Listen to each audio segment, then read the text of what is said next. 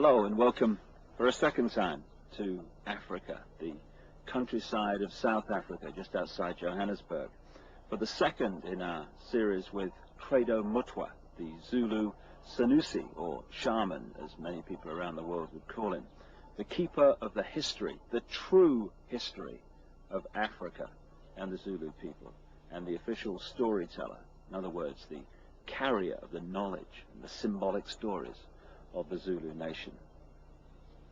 He is, without any question in my mind whatsoever, the most remarkable, astonishing man it's been my honor to meet. And to share his incredible knowledge has been a time that I personally will never forget. In the first of these videos, we discussed with Credo the story of the Chitahuli, the reptilian extraterrestrial race from another world that came to the earth in the far ancient world, that brought advanced knowledge which built many of the, according to conventional history, unexplainable, magnificent structures all across the world, thousands and thousands of years old, and also interbred with humanity, creating hybrid crossbreed bloodlines. These bloodlines, as my own research for books like The Biggest Secret and Credo's immense knowledge of the African history, which he's gathered in his nearly 80 years of traveling this vast and amazing continent, both correlate the same story, remarkably, that this Chitahuli, this reptilian race, interbred with humanity, and the bloodlines became the almost demigods, the royal ruling lines of the ancient world, particularly in the ancient Near and Middle East, which were the middlemen, if you like, between the extraterrestrial gods to which people were literally sacrificed and the people in general. And as the genealogical research is showing, these crossbreed bloodlines, the Nephilim, as the Old Testament of the Bible calls them, the result of the interbreeding between the sons of God, as the Bible calls them, the sons of the gods in the true translation, and earth women, the marriage, the bringing together of the sons of God and the daughters of men. This Nephilim crossbreed race, as the genealogy has shown, came out of that area and into Europe to become the aristocracy and the royal families of Europe, and then through the British Empire became the ruling bloodlines of most of the world. In fact, today, almost all of the world. Like the 42 presidents out of the hundreds of millions of people who have been Americans since the Declaration of Independence in 1776, 42 have become president. They're all related. What? And they go back to these ruling aristocratic families, which eventually go back to the crossbreed, interrelationship, intercourse between the Chitahuli, the Anunnaki, as some accounts call them, and human beings. And it's the British Empire that we're going to talk about now, and its relationship to taking over the planet in a way that today is now global. The British Empire became the British Empire because this network of bloodlines, which had become known as the Illuminati, centered itself in London at operational level, particularly after the arrival from Holland of William of Orange, who became King of England in 1689. And from that time, he signed the charter that created the Bank of England, and the banking system as we know it started to expand and emerge. But from that time, the British Empire and the other European empires came into being, and they took the planet over. Now, one immensely important area that they completely controlled and raped was the fantastic continent of Africa. And to look at how Africa was taken over by this Illuminati, Chitahuli, reptilian crossbreeds, and indeed the reptilian race itself that's behind it all, is to see how the world has been taken over, the methods used, the way it was done, the manipulations. And what we're going to talk to Credo about now, among many other things, is the way that the continent of Africa was hijacked by the Illuminati. And I asked him first to tell me the story of how this great continent was taken over. So, there are mysteries in this world that we as thinking human beings must look into. And one of these mysteries is this.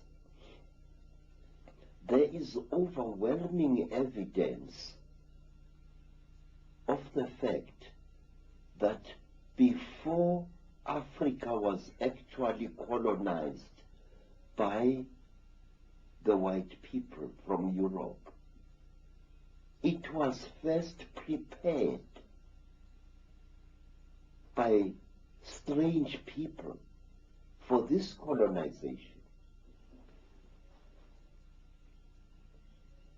When the first Portuguese ships started sailing around the Cape of Good Hope,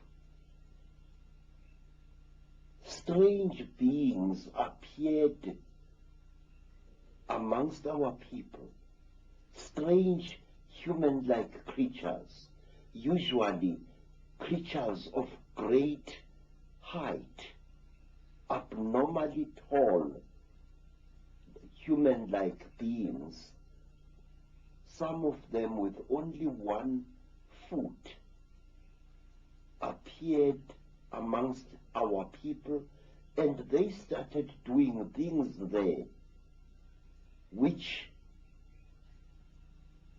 made it easier for the colonialists to invade us and to conquer us.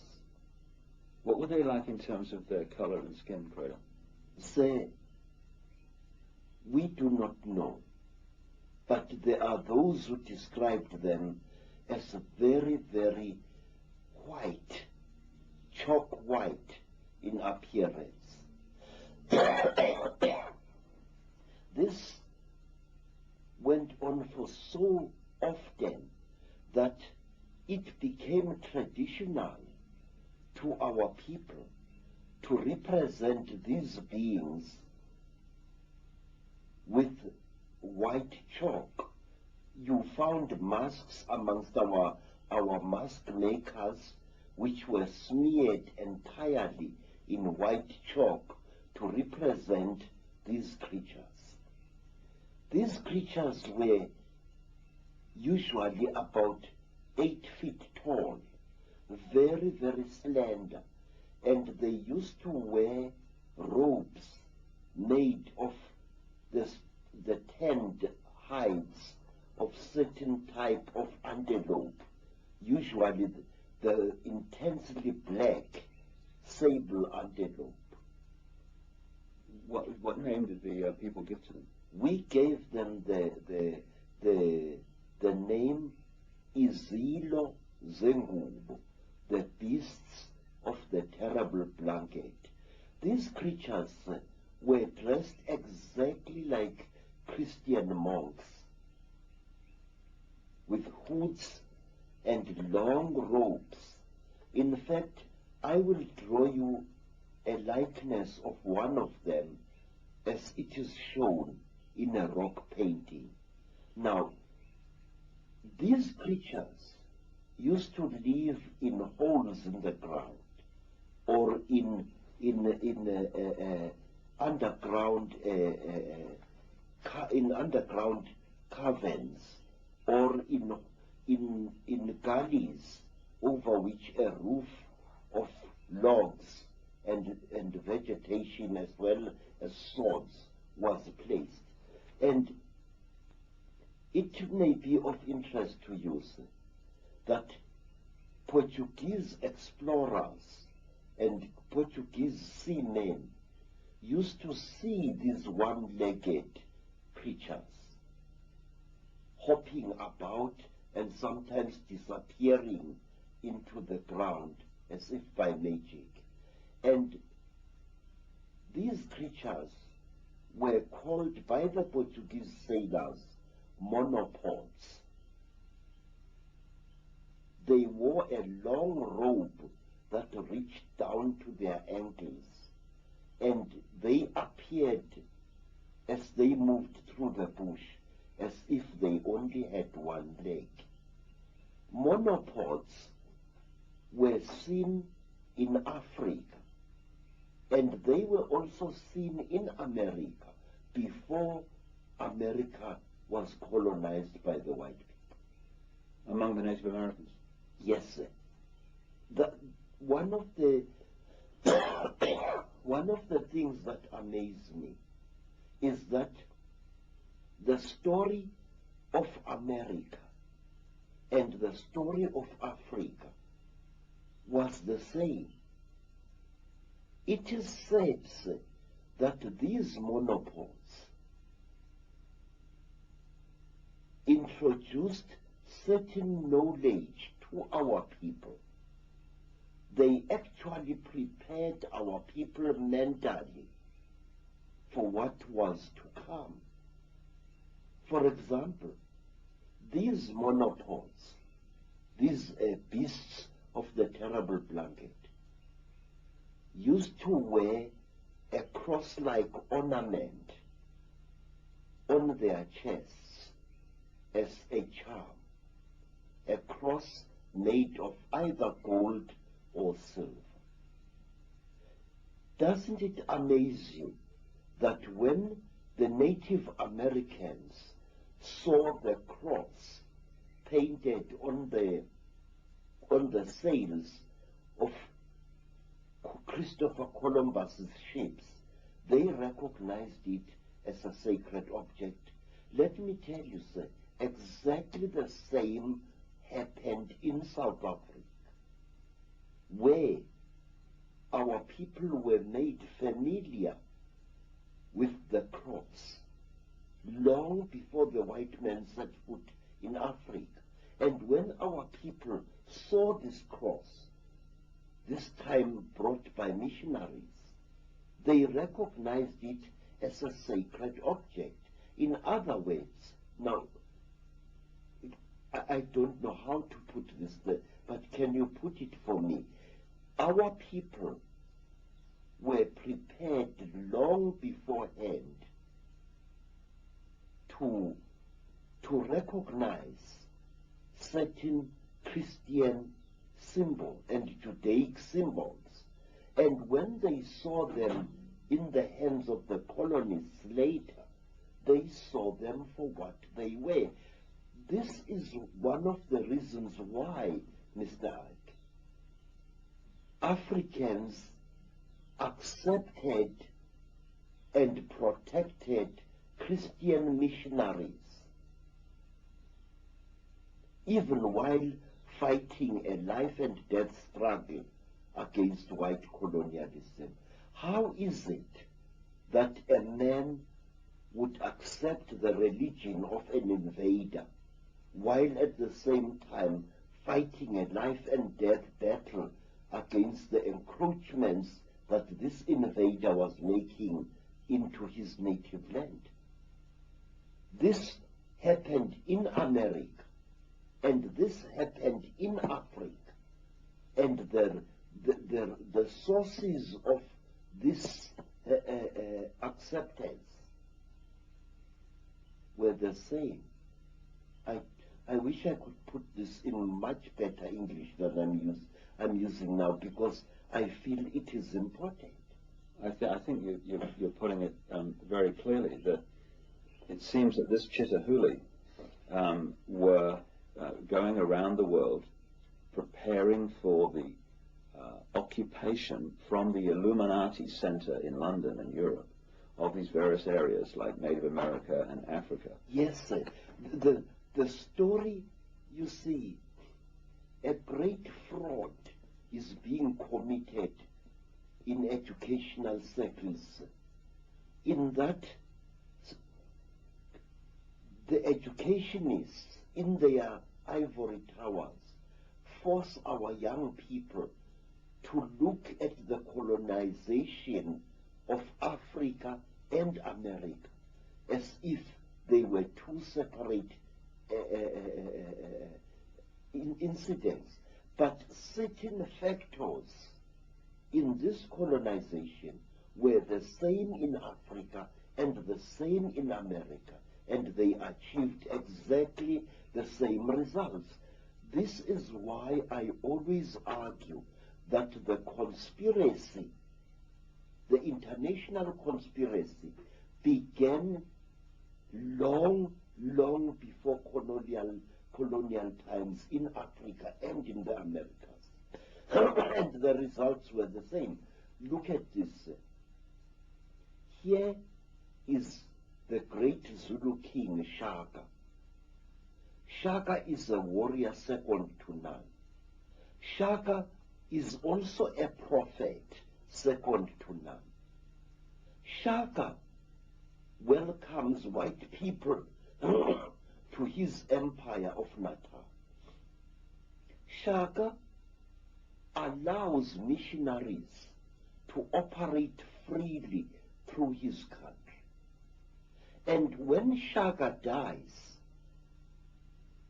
before Shaka died, he warned his half-brother, Dinga, that he must under no circumstances attack the white people, and that he must allow missionaries to operate freely amongst the Zulu people. In fact, during the reign of King Dinga, Shaka's half-brother, two missionaries, Reverend Halstead and Reverend Owen, had a mission station within sight of King Dinga's great village. But wait, sir, let me point out one thing. These missionaries were converting our people to Christianity, and they often went out of their way to criticize and undermine the king's authority in the eyes of their converts.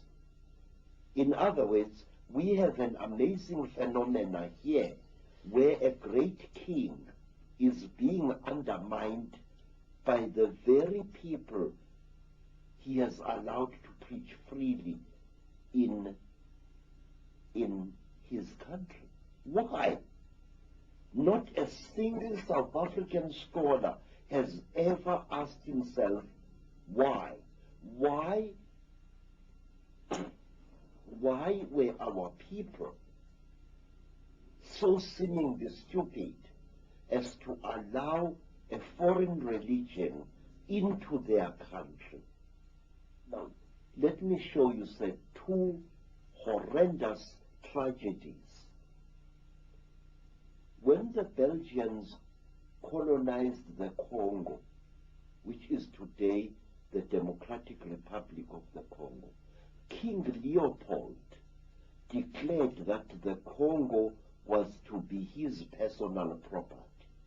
And King Leopold and his men tortured and murdered several million black Congolese people in an act of genocide equal only to what the Nazis were later to do to the Jews.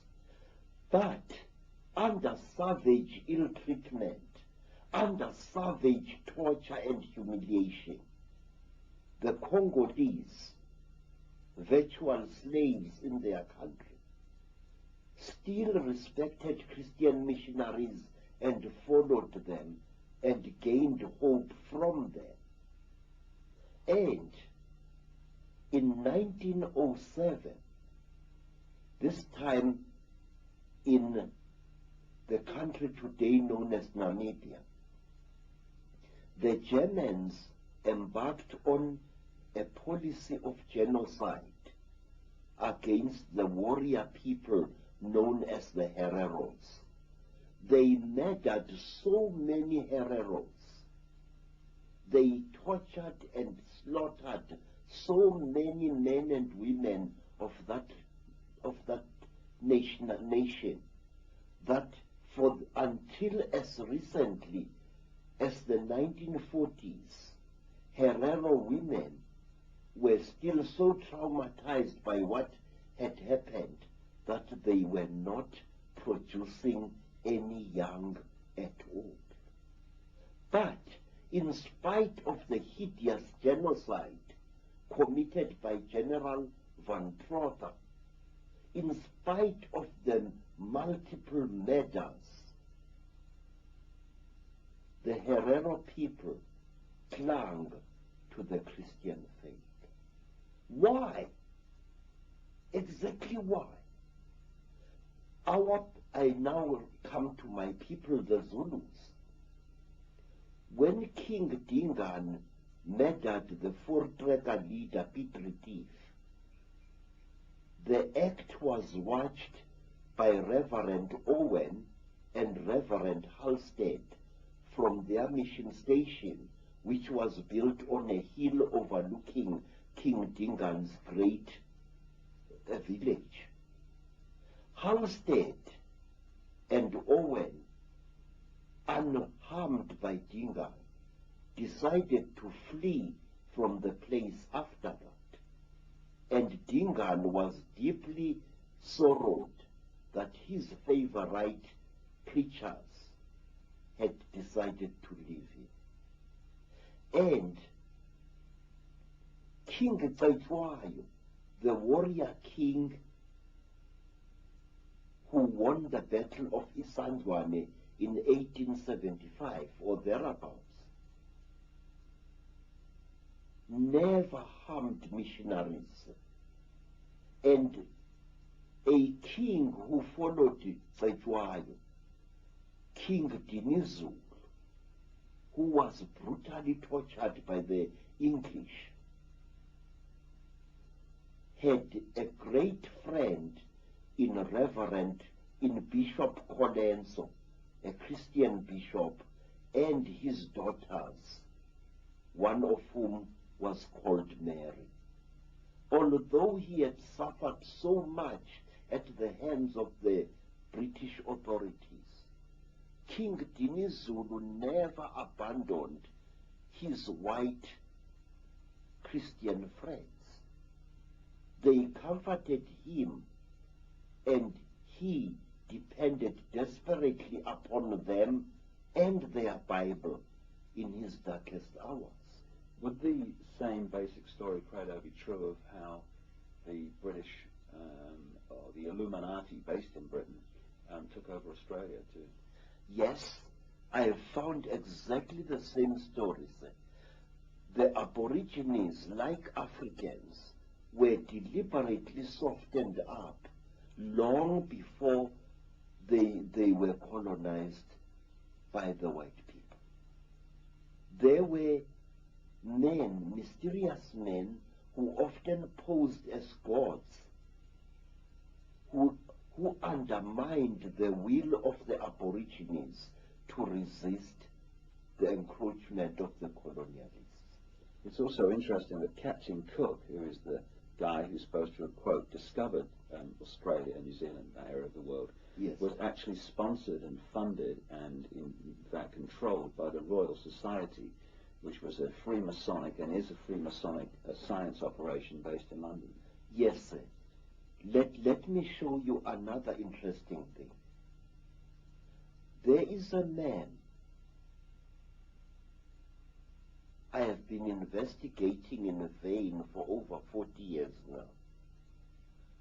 A man who committed acts of hideous genocide upon our people here in South Africa. A man of whom historians are so fond that he is practically a white cow whom you may not dare to point a finger at. If you see me sitting in front of you, a man who was demonized over 30 years ago by the South African news media, it was because I asked questions about this white man, Sir George Grey. Who was Sir George Grey? What was he? Was he a Freemason? Was he an Illuminati?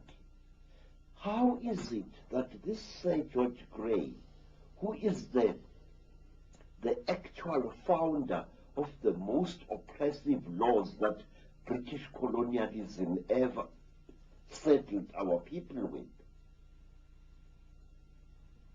Apartheid was laid down by Sir George Grey. The carrying of identity papers was laid down by Sir George Grey in the 1850s, in the last century. And Sir George Grey dealt our kings a mortal blow. But let me first tell you, this man was sent from London to quell a Maori rebellion in New Zealand, which had defeated the efforts of military men. The Maori were unstoppable. Their rebellion was blazing like a bushfire through New Zealand. But when George Grey was sent to New Zealand, he managed to quell this rebellion with very, very little loss of life. What did George Grey do? I have never been able to find a book which tells me exactly what did George Grey do in New Zealand in order to pacify the Maoris who had beaten the efforts of the British soldiers. Because that same George Grey was brought from New Zealand to South Africa in order to quell a great rebellion by the Xhosa people. And George Grey used outright trickery in order to force the Xhosa people to actually destroy themselves. George Grey deliberately and cold-bloodedly tricked the Xhosa people into slaughtering their own cattle, burning their own crops. It is one of the saddest stories of our country's blood-drenched history. And almost overnight, George Grey reduced the Xhosa people of the Eastern Cape into a nation of dying skeletal starvelings. Because after George Grey had manipulated the Xhosas with raw trickery into destroying their crops, destroying their cattle, he practically had them on the plate. Hunger, raw hunger and starvation achieved what military might had failed to achieve after many, many embattled decades. George Grey was a psychologist par excellence. George Grey was a trickster who knew the native races, and he knew how to exploit their beliefs to bring about their own destruction. Let me show you what Grey did. One day, when great tension was boiling up in the Cape, and when the colonialists were threatened by yet another border war between themselves and the Xhosa people, a number of Xhosa women, amongst them a Sangoma, a priestess diviner called Nongawuse, were tending crops when they heard voices calling out to them in the bush. Nongawuse, because she was a spiritual person and a healer, responded to these voices.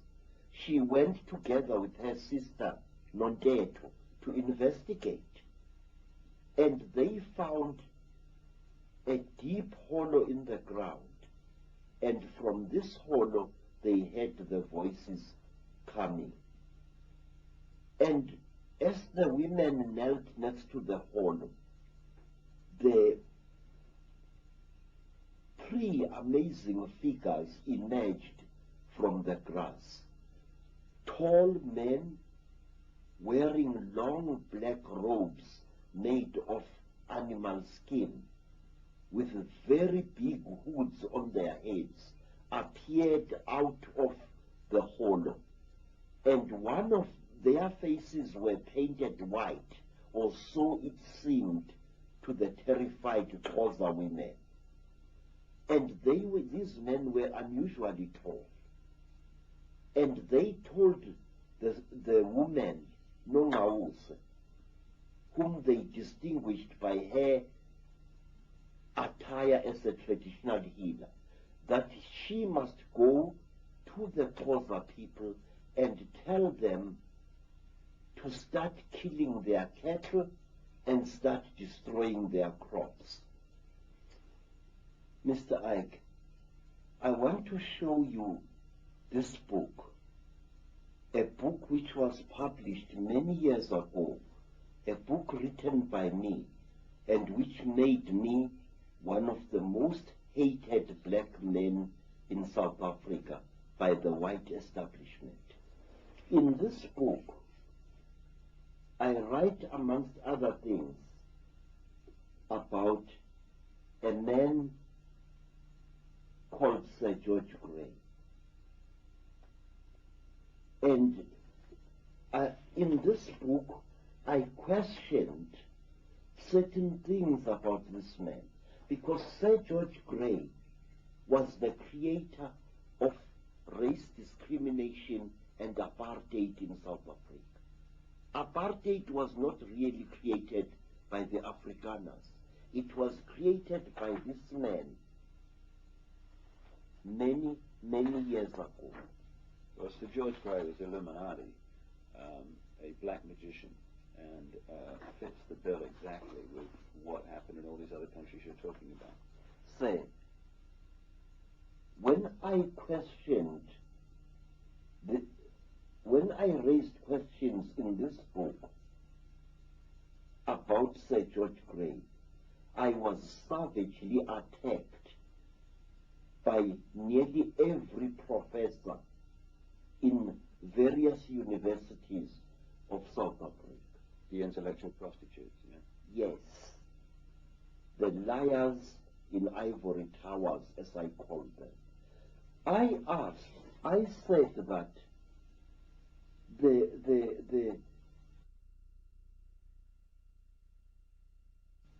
Well, let's...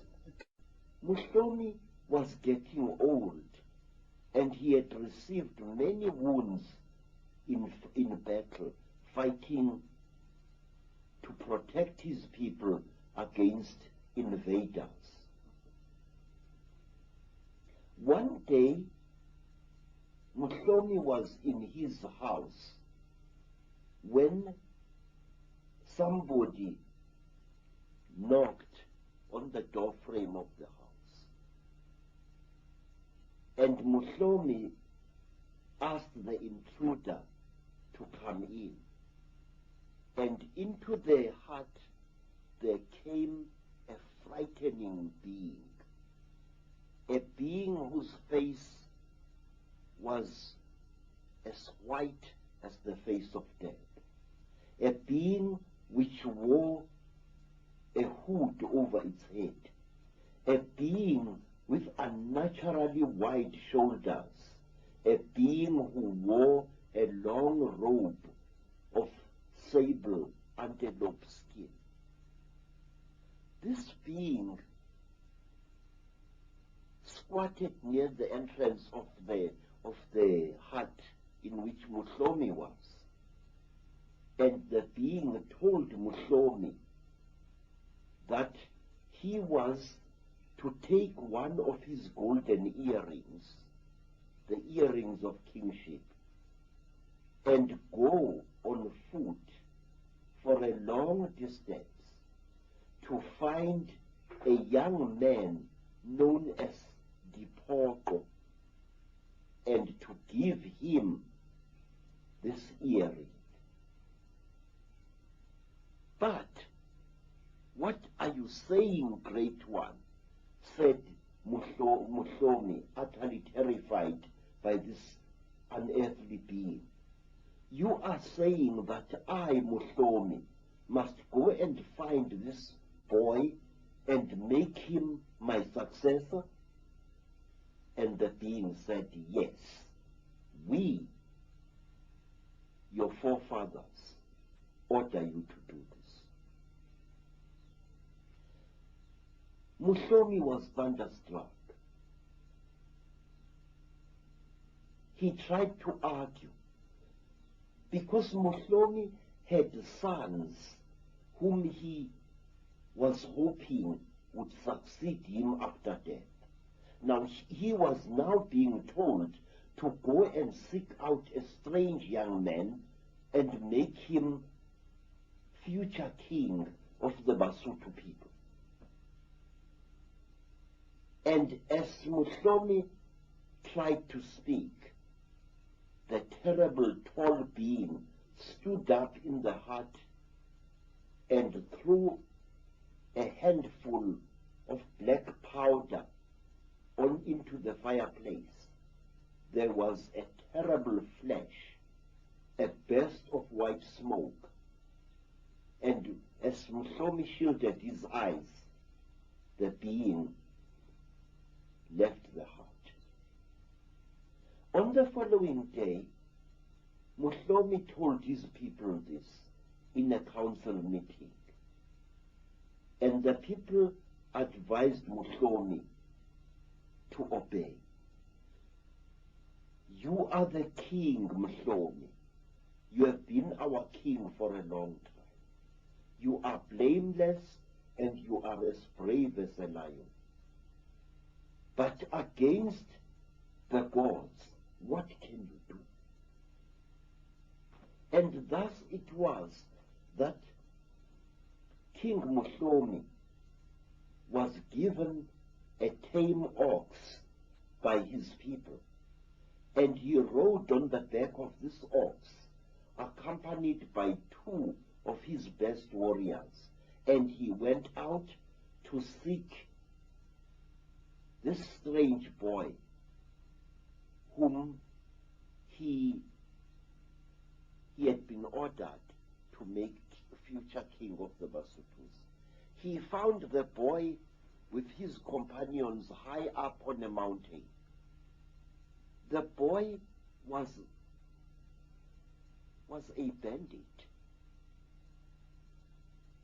He lived by stealing cattle from rich men. He was a typical black Robin Hood. And Muhlomi greeted this boy, Dipoko, and he pinned his golden earring to Dipoko's right ear and said, I am commanded by the spirits of my forefathers to appoint you, Dipoko, future king of the Basotho people. I am told that you are going to make this nation great. I am told that you are going to protect it. I, Muhlomi, the armed one, have spoken. Muhlomi left Dipoko, and Muhlomi sickened and died some time later. And the man named Dipoko, a young man, a cattle-stealing bandit,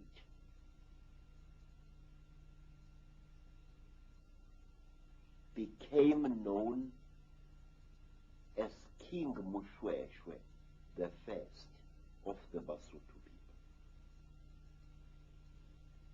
people. As the so-called God had spoken, it so did happen. Mushweshwe, we had now discarded the name of Dipogo, which means disappointment, and assumed the name Mushweshwe, which means the barber or the beard shaver. Mushweshwe himself started seeing visions, and he started obeying the instructions of these visions that he should build a great nation out of the Basotho nation. He collected together all the fugitives who had fled from the wars in the Cape. He collected together all the refugees who had fled from the wars by Shaka in Natal, and he molded them into the nation known as the Basotho nation, which today inhabits the land called Lesotho. But wait, there is more to the story of Mushweshwe. Mushweshwe was under attack by the Afrikaners, and one day he received another vision, a vision that told him that if his people were to be saved, he had to place himself and his people under the protection of Queen Victoria. And he did just that. When I was a child, when I was a young scholar, the land today known as Lesotho was known as the Basotho Land Protectorate. Here was a king actually destroying his sovereignty as a ruler. Mushweshwe enjoyed the loyalty of his people. Mushweshwe was greatly loved by the nation that he had formed. Mushweshwe had not really needed to make himself the subordinate of the British Empire, but he did on advice of visions that he had. My God, you can see how it was done. But there is more, Mr. David Icke. Say, I think these men were secretly manipulated. I think these men had their fears and secret beliefs played against them. It is the easiest thing, sir, to manipulate a man who rules a country and who suddenly feels himself unsecure. For example, the British appear to have pursued a double-edged strategy in South Africa. They did it in Natal, they did it in Lesotho, and they did it in Swaziland and in Botswana. What did they do? They used to manipulate the white Afrikaner settlers, the Boers, into fighting the native people. And then they used to send agents to the embattled black kings to tell these black kings that the best thing that they could do is to place their people and themselves under the protection of the British Empire. Problem, reaction, solution. Yes, sir. Now, Let me ask you, sir, how did a black king know that the English were the most militarily powerful people at that time? The Africans only saw their immediate enemy, the Afrikaners. The black people only saw the Boers traveling in their ox wagons. They only saw the muskets of the Boers. But here we have a situation where a black king learns from someone about the powerful ships, sea-going ships, and the huge guns that the British have got. And this king is then advised to place himself and his people under the protection of the British. It was a strategy that the British pursued in different forms deep into Africa. They often won huge swaths of mineral-rich territory without even firing a shot. They had gun runners who smuggled bundles of muskets, tower muskets, and even Sniper rifles to black tribes. And wars between the Afrikaners and the blacks came into being in Lesotho. One of the reasons that forced Moshoeshoe to make Lesotho a protectorate under Great Britain was because he feared the repeated attacks which the angry Boers were launching against him, because some of his people were attacking the Boer farmers and stealing their cattle. Can we talk about people like David Livingstone and those that charted the interior of Africa, etc.? Because it seems, Credo, without question, we're looking at an unbroken stream here, with one element of the takeover following another. So surely those, quote, heroes of Britain that charted the interior of Africa must have been involved in the story. They were. They were. In fact, I can say to you now, sir, that the man in whose home Livingstone stayed, namely Reverend Moffat, was the one man who was grinding down King Khama's mind. He was the one man who used to send books and newspapers to Khama. They were living in the land of the Botswana, and they lived alone, a missionary and his wife. Reverend Moffat had a family of children at Kuruman in the Northern Cape. And Reverend Moffat received Livingstone. Reverend Moffat, because he was viewed by the Botswana as a man of God, could do what he liked in the land of the Botswana. He carved himself a huge stretch of land.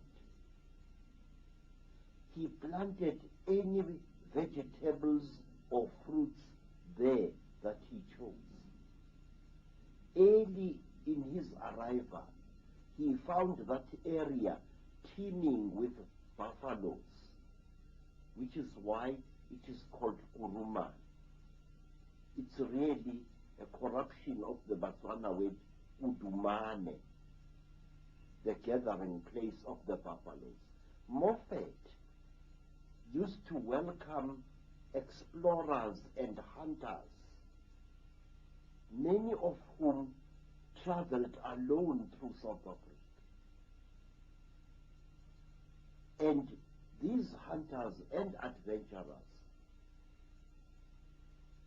people like Reverend Campbell and others were going through South Africa, exploring. Some of them wrote books about the local customs and the local tribes that they encountered. And I think these explorers were much more than what they seemed to be. So how was Christianity used? We talked about the fact that the beasts of the terrible blanket, these strange people that appeared before the Europeans, had introduced all the symbols and what have you that prepared people for Christianity in Africa. How was it used once the Christianity the Christian religion arrived? I will tell you, sir, from what I saw as a young child, the Christian religion, or rather the missionaries that brought it, behaved like dictators. They ill-treated our people. They humiliated them. And they stole huge tracts of land from our people using the name of Jesus Christ. I want to give you this historical fact, sir. If you go to Natal, near Durban, and you come to a place called Marian Hill, near Durban, you will find one of the biggest and one of the oldest mission schools in South Africa.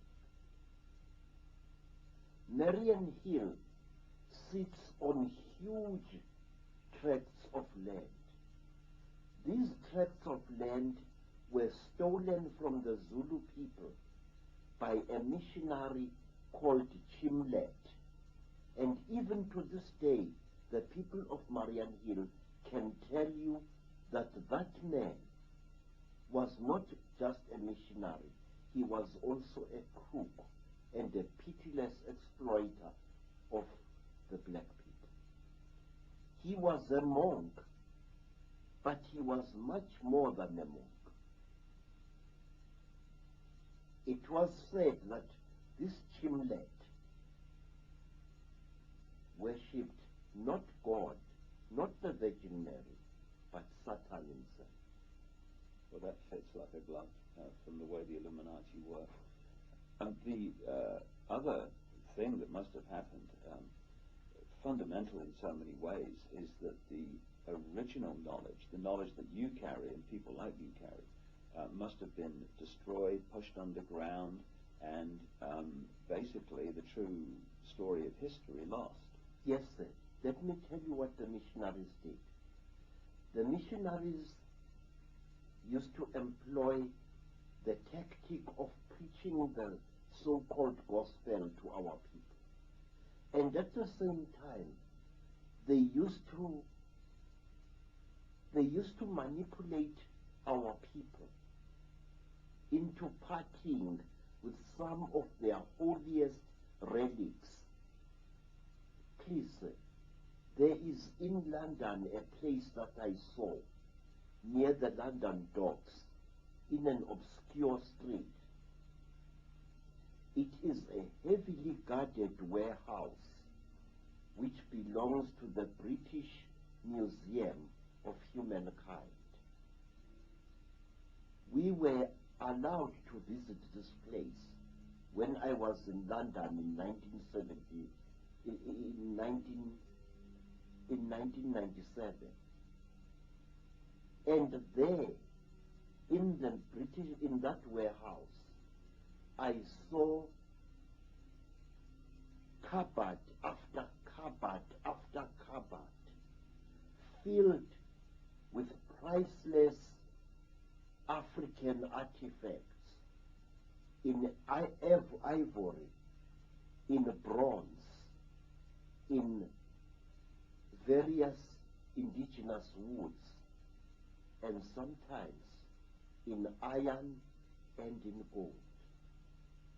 I saw royal bangles from dead kings, bangles made of brass and bronze, bangles which showed every sign that they had been removed by force from the arms of dead men and dead women.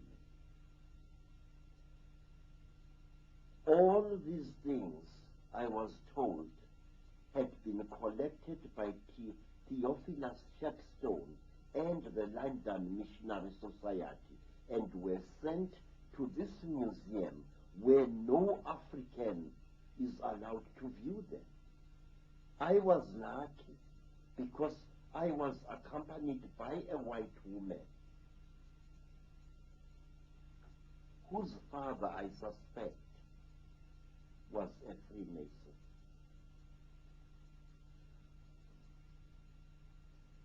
Now, let me tell you, sir, what the missionaries did also. The missionaries established hospitals in their mission station. Reverend Moffat had a hospital in that mission station. And when an African was brought there, sick unto death, the missionary used to tell this African that as a condition to his entering the hospital, he first had to be baptized as a Christian. And also as another condition for entering the hospital and receiving missionary treatment, the sick African had to surrender all artifacts from his ancestors that he had in his possession. My God. One day, sir, my grandfather, Zebo,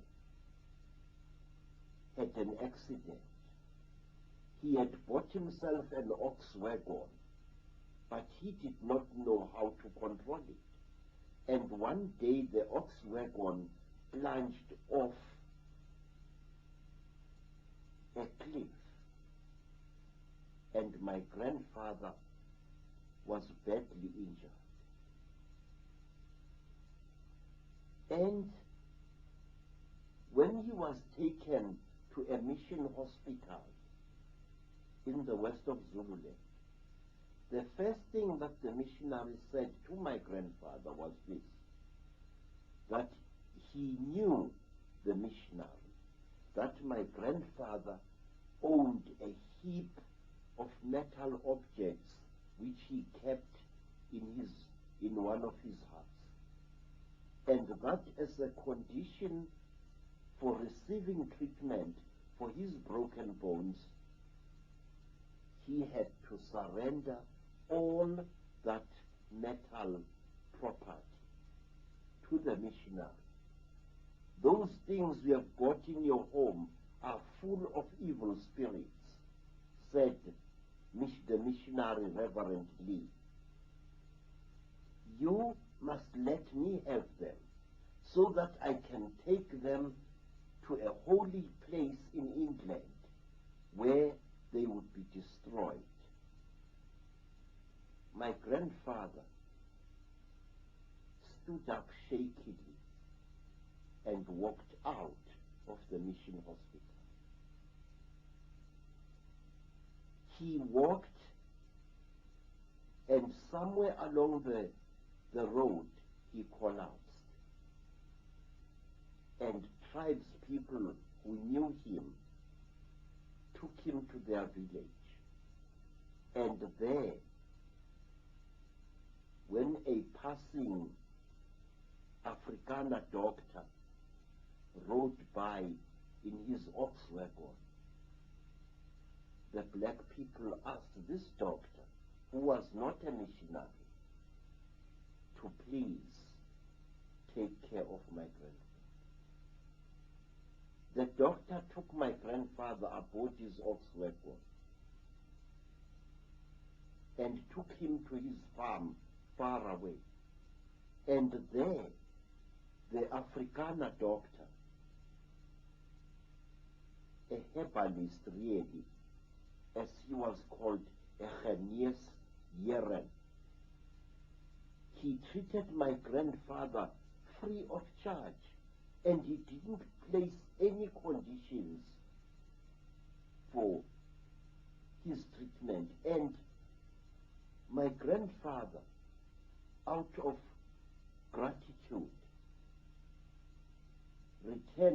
his village a healthy man and took 3 fat cows and led them with his sons to the faraway home of the Afrikaner doctor. Again and again, our people were robbed of their heritage. Our people were robbed of scientific equipment. Our people were robbed of irreplaceable artifacts, some of them dating back hundreds of years into the past, by the missionaries, especially the London Missionary Society. And if you go into that museum, say, near the docks in London, you will find what I saw, and it will make you weep. What's your own experience in your life, Credo, of the use of Christianity in Africa to divide, rule, and suppress the people? Now, let me tell you, sir. When missionaries came to South Africa,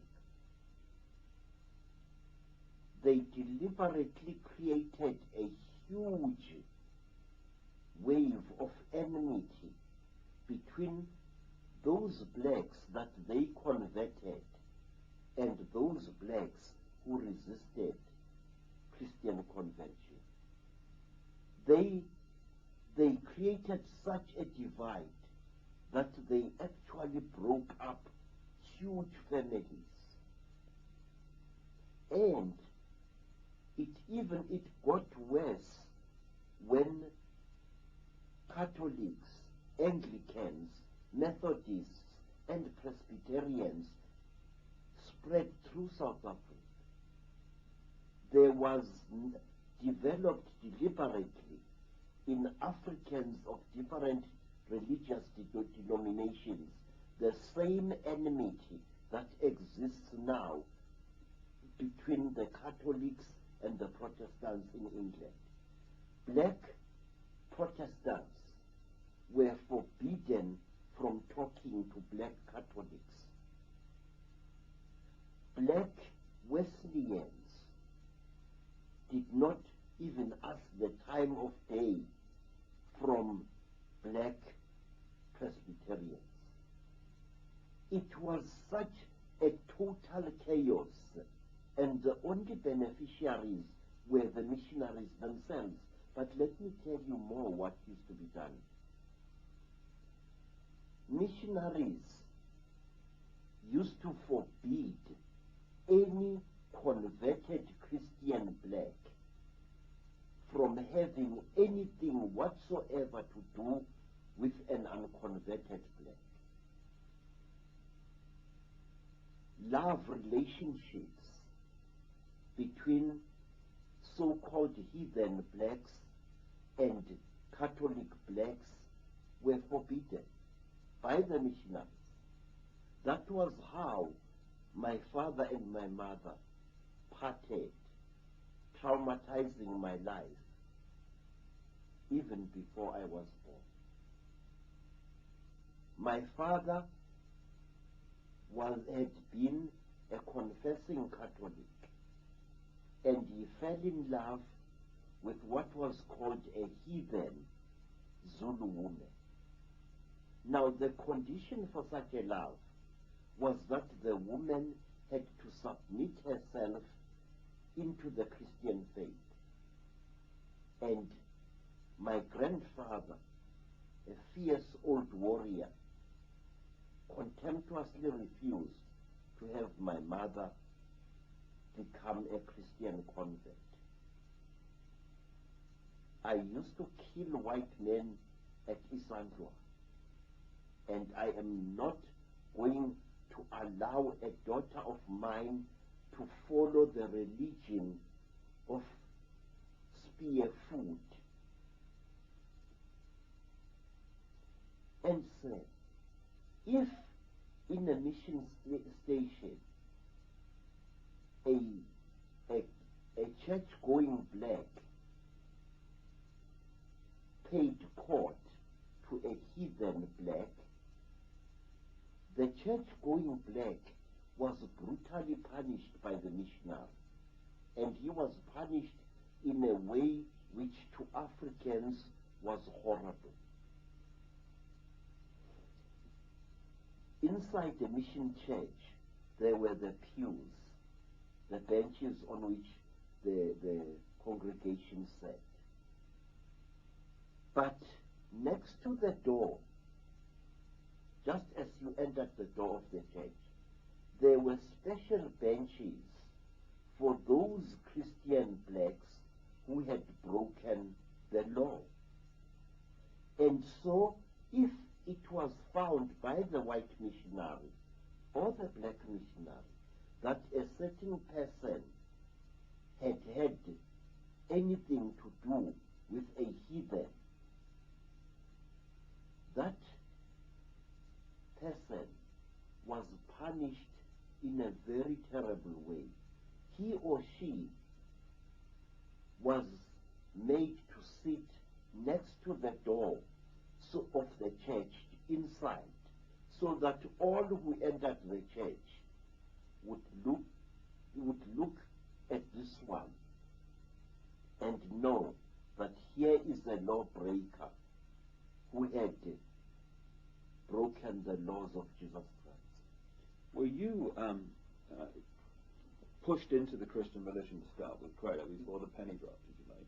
Yes, sir, I was. You see, after my mother and my father had separated, my mother gave birth to me. And for a long time, I suffered as a child because I was born illegitimate. I was called a bastard. I had no rights as a human being. The law of the Zulus at that time was very, very strict regarding illegitimate children. My mother suffered. She was often beaten up by other girls in the village. And I suffered too. Other children were forbidden from playing with me. And I herded cattle in the bush alone. And there, many strange things happened to me which do not concern us here, however. And when I was 7 years old, there came to my grandfather's village a brother of my father's, and he asked to take me away from there. And my grandfather said, nothing could please me more than that this little bastard should be removed from my home. He is a disgrace to my family. And so I was taken by my father's brother to the south of Natal, where I was baptized as a Catholic, and the ridiculous name Credo was placed upon my head, a name I hate very much even to this day. I grew up, say, as a Catholic, and we were all Catholics in our home, as most people in Natal are. And then one day, after we had left Natal, my father left the Catholic Church and adopted one of the worst branches of the Christian religion that you can find. My father started following the teachings of an American woman called Mary Baker Eddy. She, who was the leader of the Christian Science Church. Under the laws of the Christian Science Church, you are not allowed to take medicine under any circumstances, no matter how seriously ill you are. And for years we suffered, my half-sisters and my half-brothers, and I. We sickened and we were not allowed to take any medicament. We had suffered before under the Catholic Church, having to confess sins every weekend to a priest we could barely see. Sometimes it was so ridiculous that we often created sins against ourselves we had not committed in order to please the Catholic Father. And now we were suffering under the teachings of Mary Baker Eddy, teachings which I now see in my adult life as having been the very essence of the purest rubbish.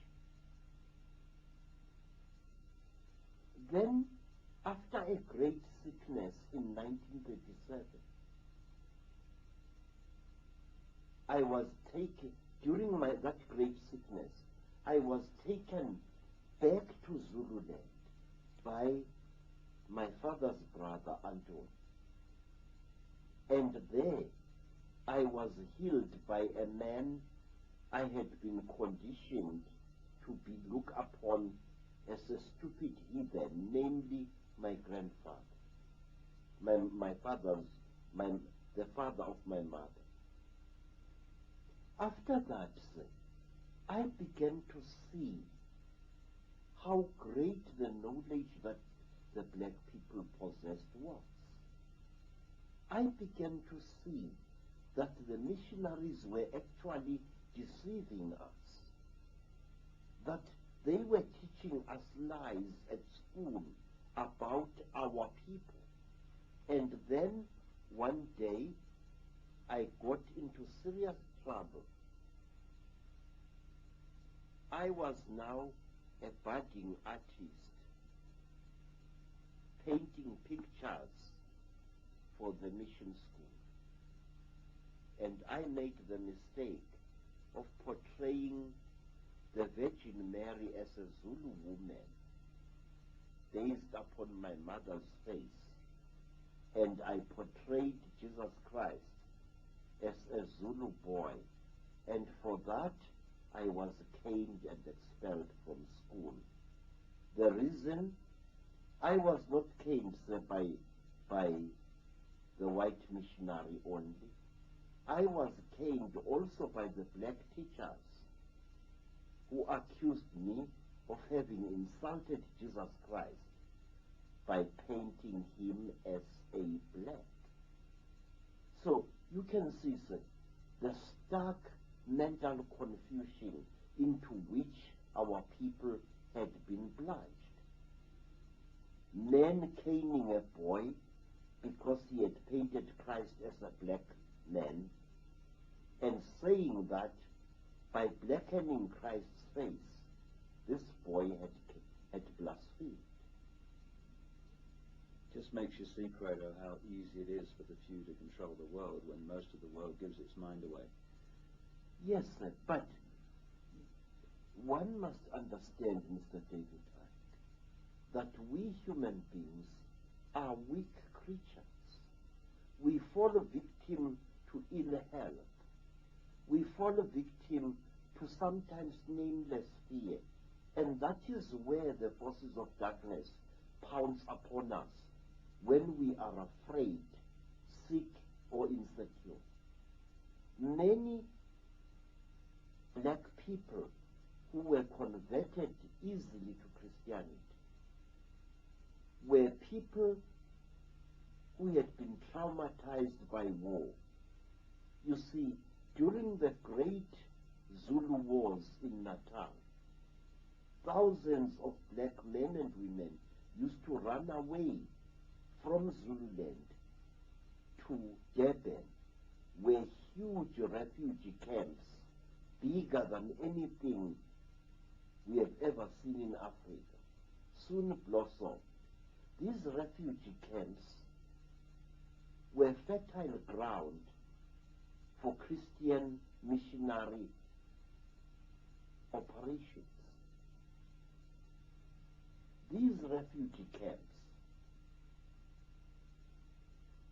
were places where many a self-seeking missionary was sure of walking away with several hundred converts.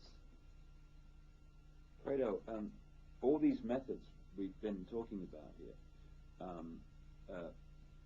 can be connected to this one stream, unbroken under different names, that came out of London.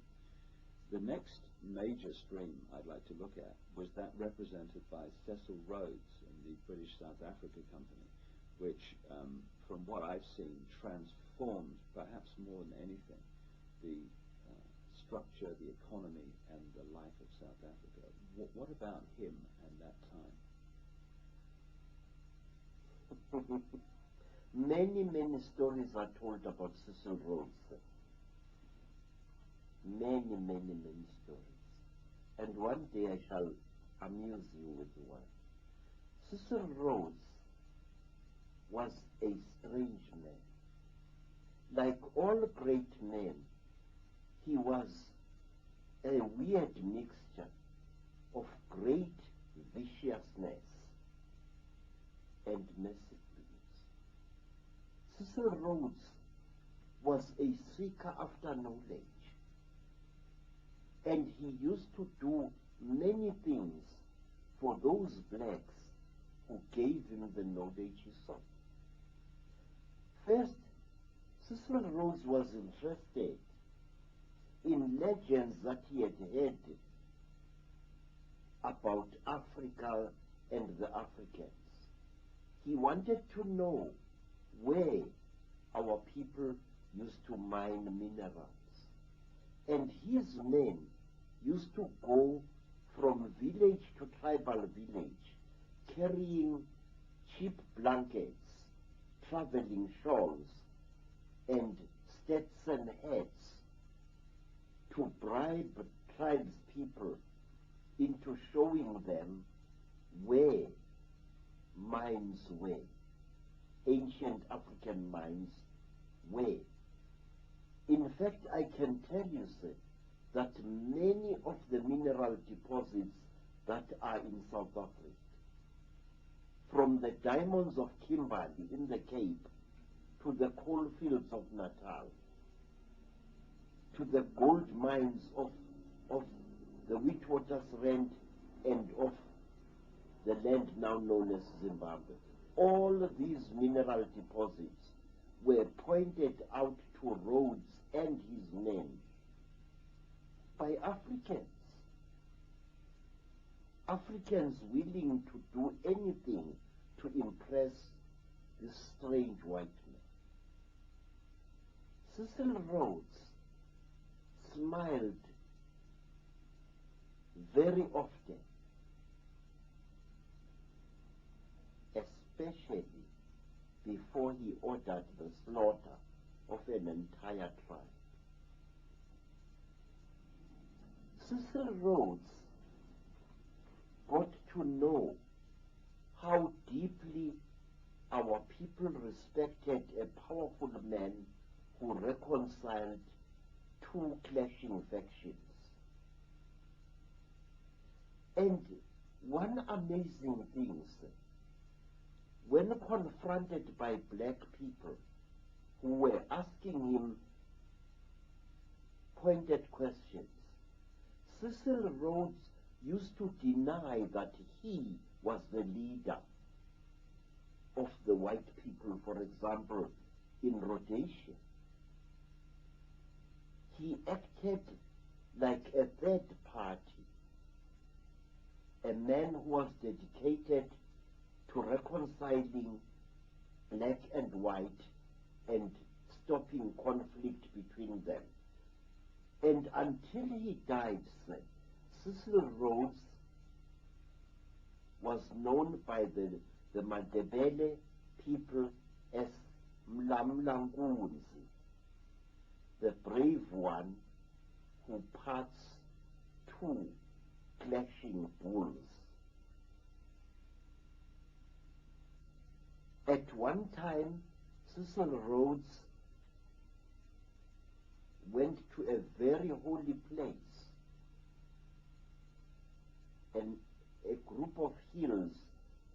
Tabazenduna, and there, under a tree whose remains can still be seen, Cecil Rhodes sat with a group of Matebele elders and actually persuaded them to stop warlike actions against the British Empire. How did he manipulate the black tribes of Africa so that he got all these mineral rights, which have now become consolidated goldfields and De Beers and Anglo-American? Cecil Rhodes used to walk about completely unafraid amongst the Matebele people, and he used to tell them to attack the Mashona people, whom he called dogs. And in this way, Cecil Rhodes caused wars between blacks, which he then stepped in as an intercessor. Cecil Rhodes built up a formidable hatred between the Matebeles and the Mashonas. He played the Matebeles off against the Mashonas, and the same the other way around. What is strange about Cecil Rhodes was that, and which is never revealed in the many books that were told about him,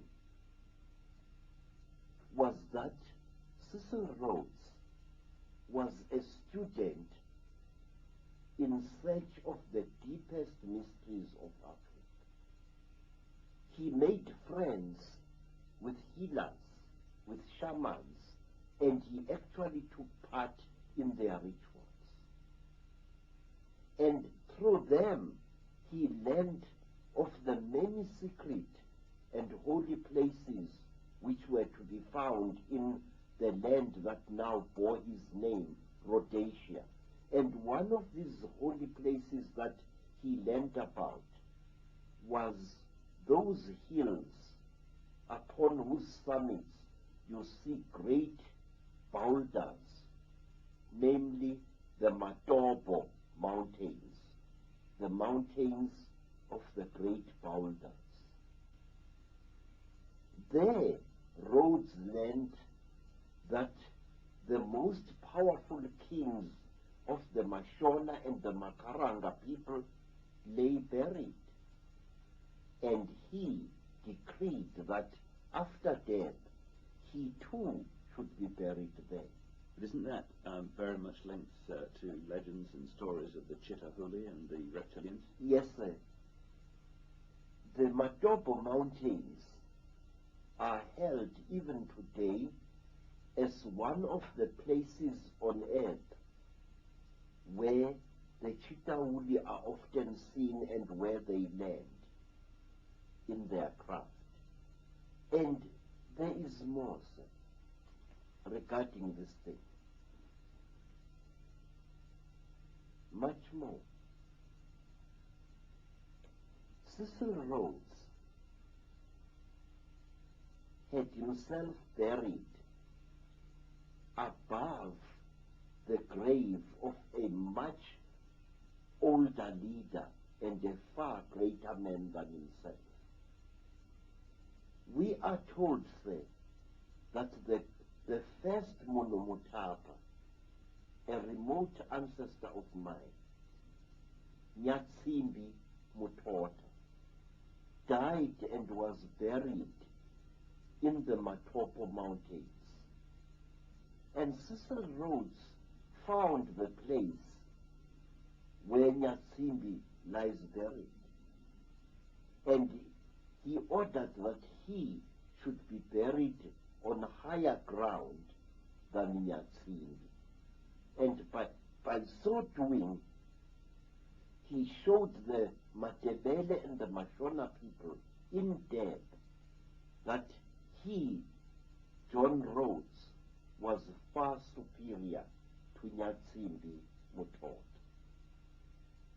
How did Rhodes's influence in the creation of the mines and the whole basis of what's even now the modern South African economy, how did that affect the people in terms of control and losing control of their destiny? First of all, sir, our people totally ignored the large mining operations that they soon saw taking place in their country. Our people were happy to stay in their villages, but new laws were instituted by the colonial government of Natal especially, where all able-bodied men were forced to go on a long-distance journey by foot to work for starvation wages in the diamond fields of Kimberley.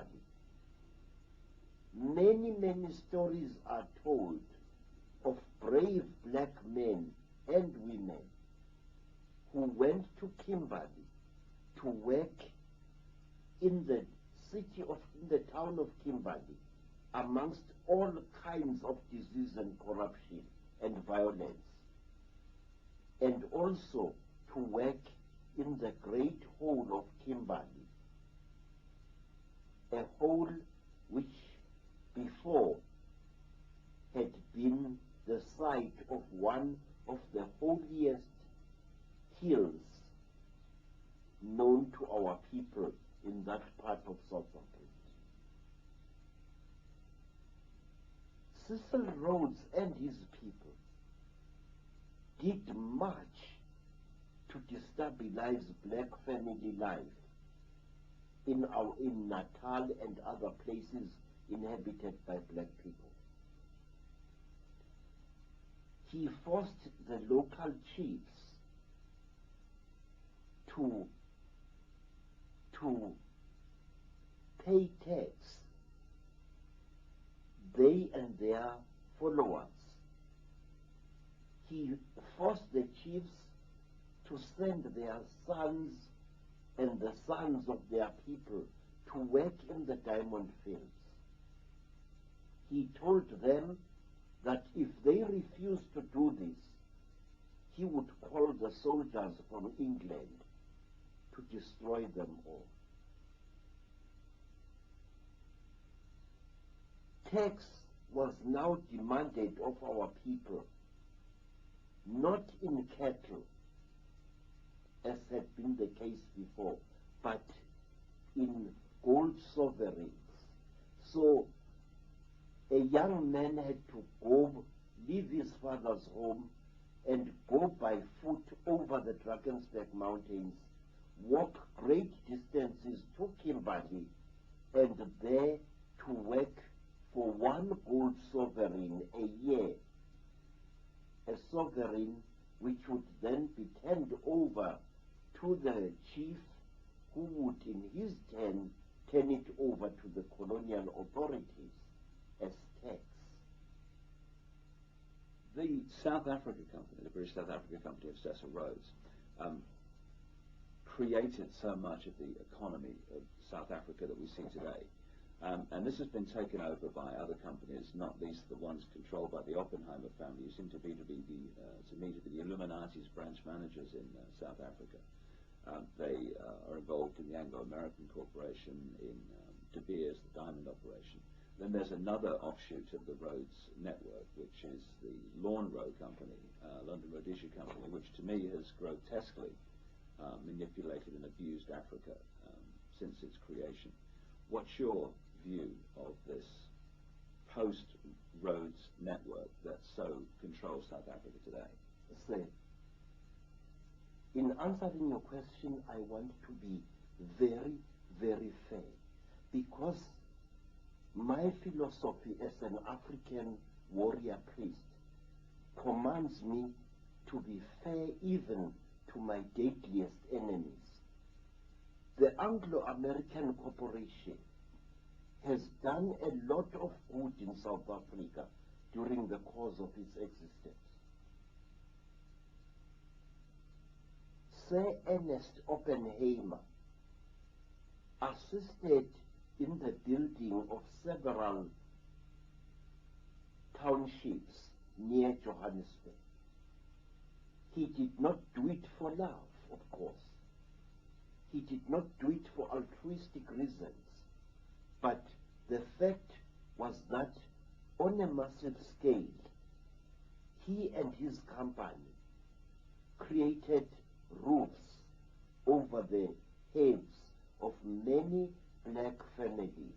In fact, a large part of Soweto, near Johannesburg, is his company's creation. But the Anglo-American Corporation also has a lot to answer for in front of the throne of God. This corporation has caused the deaths of hundreds, if not thousands, of black men in its mines.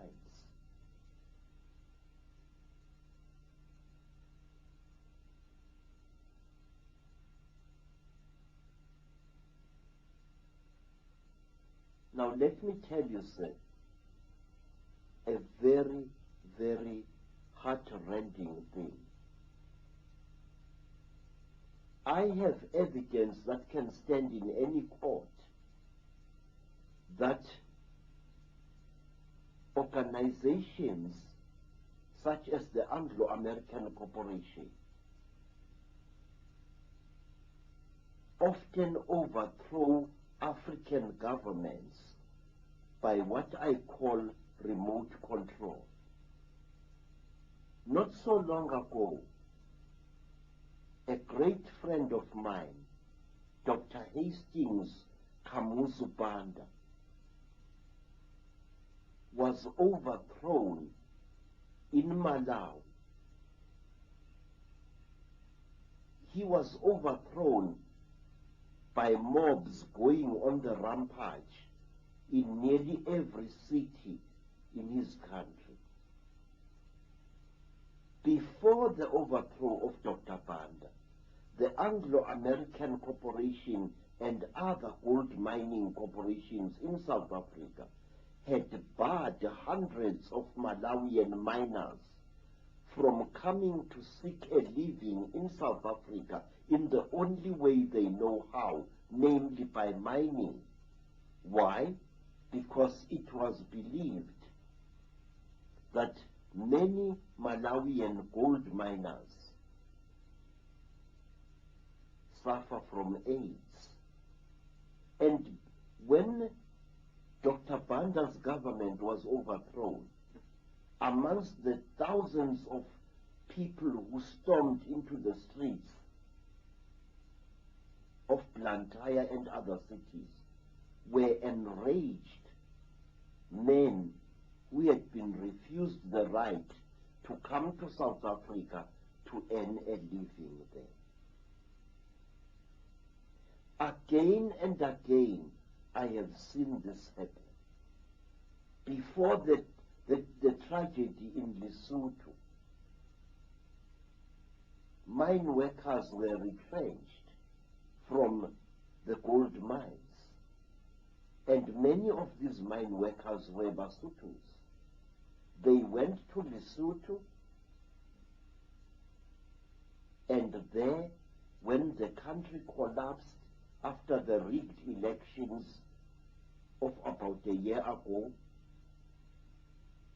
mine workers took to the streets and created the violence that brought about the demise of the Basotho nation which we see today. What about Lonro and its influence, and Tiny Rollins, its late and infamous head? Is he dead? Yeah. Roland? Mm-hmm. Well. I wonder what he's going to say to Nkulunkulu, the great God, when he comes to the land of the ancestors. You know, sir, it's very strange that men like Roland are just as perishable as we all are. Roland was a genocide. He and his corporation were behind many of the bloodiest wars and coups d'etat in Africa. Wherever there was war, wherever there was the smuggling of heavy armaments, such as tanks and artillery pieces, there you heard the name Londro. Tiny Roland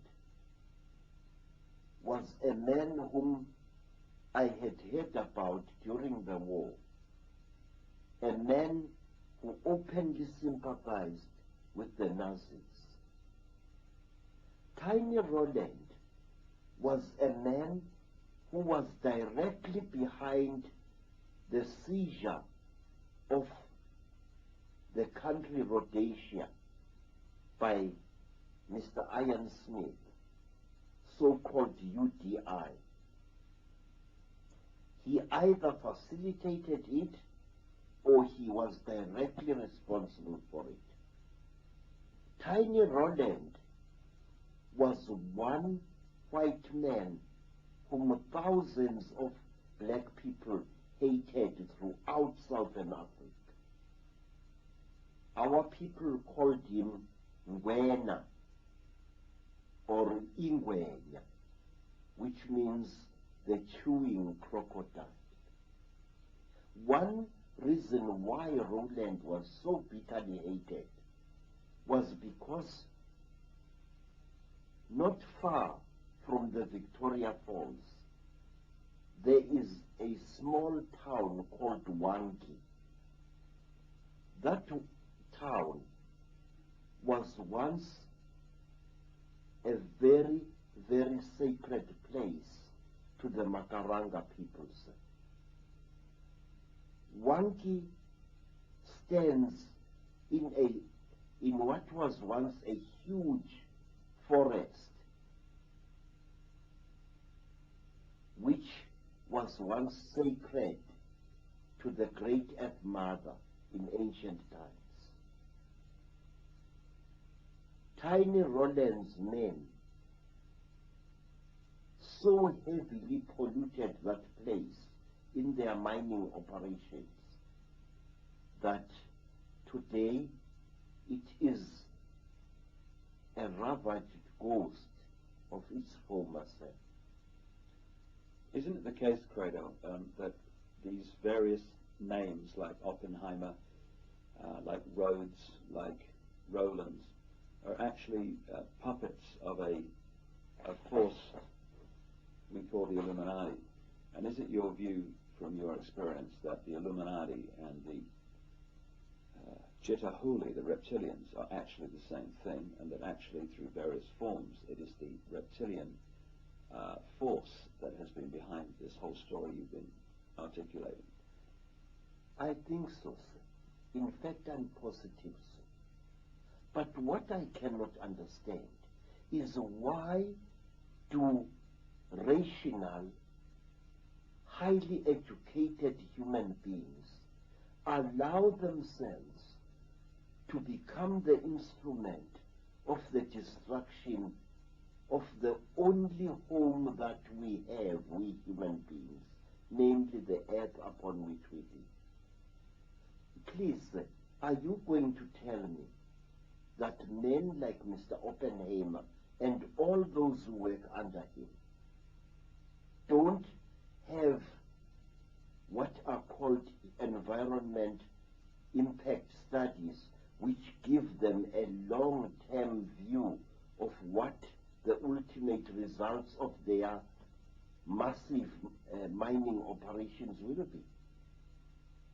Of course, they will have that done, but as we've discussed in another video, maybe destroying the environment is part of the agenda in terms of changing the planet from one which suits humans to one which suits the people that have been controlling humans. Yes, sir. But this seems to be a terrible war that we see in front of us. A war which is taking place relentlessly, cold-bloodedly, and whose effects upon all our lives and upon the planet are becoming more evident as we go into the millennium. When you follow these bloodlines, which have become the Illuminati, the reptilian bloodlines through history to the present day, you can see very clearly that human sacrifice, blood rituals and so on have followed them all the way. I mean, the bloodlines, for some reason, are seriously into this stuff. Is that been your experience in terms of the secret societies and the reptilian bloodlines that you've experienced? Other than necrophagy, where a human corpse or part of a human corpse is eaten, I have never seen an actual human sacrifice. But I have taken part in rituals where part of a dead body is consumed. A dead body dug up from a grave. I must admit that. But in England and in America, I saw Freemasons indulging in some of their deepest rituals.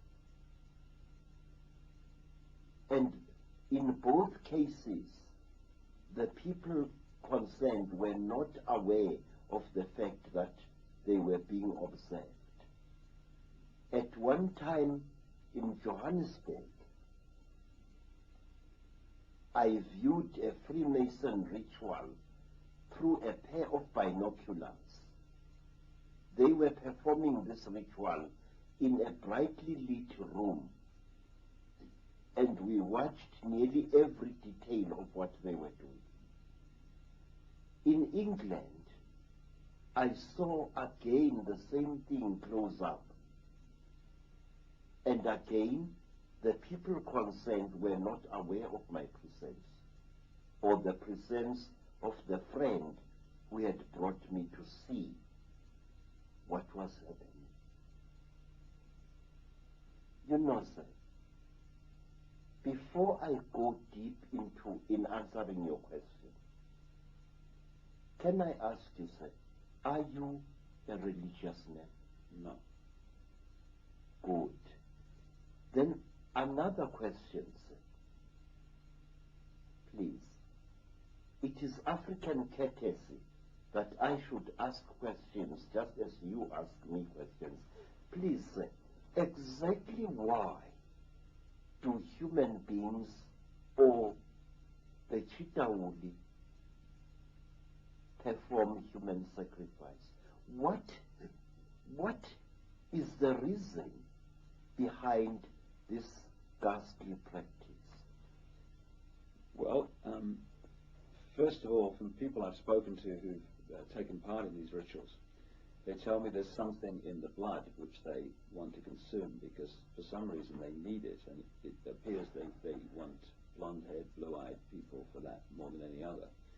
And the other thing, I guess, is that if you can perform a very malevolent, terrifying ritual in a particular vortex point, then you're going to affect the energy field very powerfully. And another reason which we've talked about is that at the point of sacrifice, this evil eye, this hypnotic stare, which these Chitauli crossbreeds and the Chitauli themselves seem to have, can suck a person's energy consciousness out of their body. Yes, sir. But are you aware, Mr. David Icke, that people performing human sacrifice perform it for very, very serious and in a strange way, diabolically logical reasons, and very, very selfish ones? Go ahead. Sir, there is something about human sacrifice which I beg to reveal to you. I am an initiate of over 7 great initiations. And I have learned many things which would shock a saint. And one of these is this: the basic reason behind human sacrifice is immortality, or rather longevity. When a great person feels that he or she is about to die, that great person does this. He or she orders the kidnapping of a particularly beautiful young person, usually a woman, a young girl, a virgin. But this virgin must have certain spiritual characteristics. And these characteristics must be certain qualities of the mind. In short, the victim must be psychic. The victim must be very beautiful. And the first thing that is done with the victims, she is not killed outright. She is, how you say, she is, oh God, how can one say it? She is stripped naked, and she is bound hand and foot, and then you, the one about to sacrifice her, lie naked in the same bed with her, but you do not have sex with her. Because if you do, the energy that you are building up for yourself will dissipate. You must lie with the victim. Usually she is blindfolded. And you must embrace her and hold her and make and try to symbolically swallow her, to try to draw from her the most important essence of herself. I'm sorry, I don't have the proper English to say this. Do you understand what I'm trying to say, sir? Yeah, absolutely. Your body must be moistened with fragrant oil, and so the body of the victim to be. And you must embrace this victim for a number of days. You try and make a vibrational connection with them, is what you try Yes, to do? sir. Yes, sir. Yes, sir. In fact, I can tell you, kings and Inyangas and Sangomas who lived well beyond their 100th year by simply taking a young virgin person, whether male or female, and lying with him or her in a ritual bed without any sexual penetration whatsoever.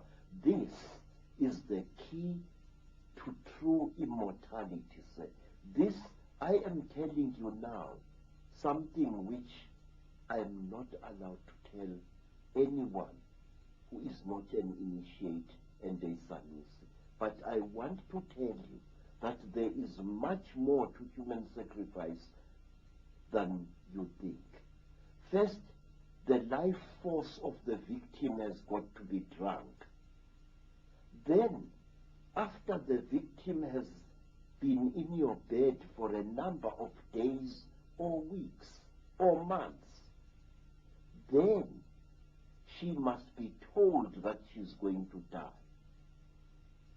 And she must be encouraged to try to escape. And she must be made to run. Run in a direction where you know there are people who will recapture her. When she is recaptured, she will have a particular smell on her which is like that of an animal. You know, Mr. David, this may shock you as a white person, but I want to tell you these facts.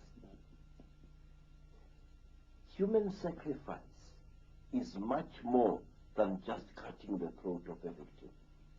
A long procedure is followed before you drink the energy of this young person. A virgin girl radiates a severe heat, which is sometimes used by my people to save the life of a man or a woman who has been caught on a cold mountainside. You know, in Zululand, snow sometimes falls on the Ulundi mountains and other mountains, and sometimes you find that a man of importance has been caught in the terrible cold, and he is close to freezing to death. And the quickest way to save this man is to place him and a virgin girl on the same bed. The heat of the girl and the life force of the girl will actually bring this man back to life. Now, in human sacrifice, all over Africa and all over Europe, I know the life force of the victim-to-be is first absorbed in various ways. And one way, say, of absorbing the life force of a human, a girl, is to frighten her very much, and then to take her intimate garment, such as her loincloth or painting, and to smell it. Through that, you absorb some of the life force of the girl. And then she must be frightened until great fear builds up inside her. She must be made to know that she is going to die. And under very ritual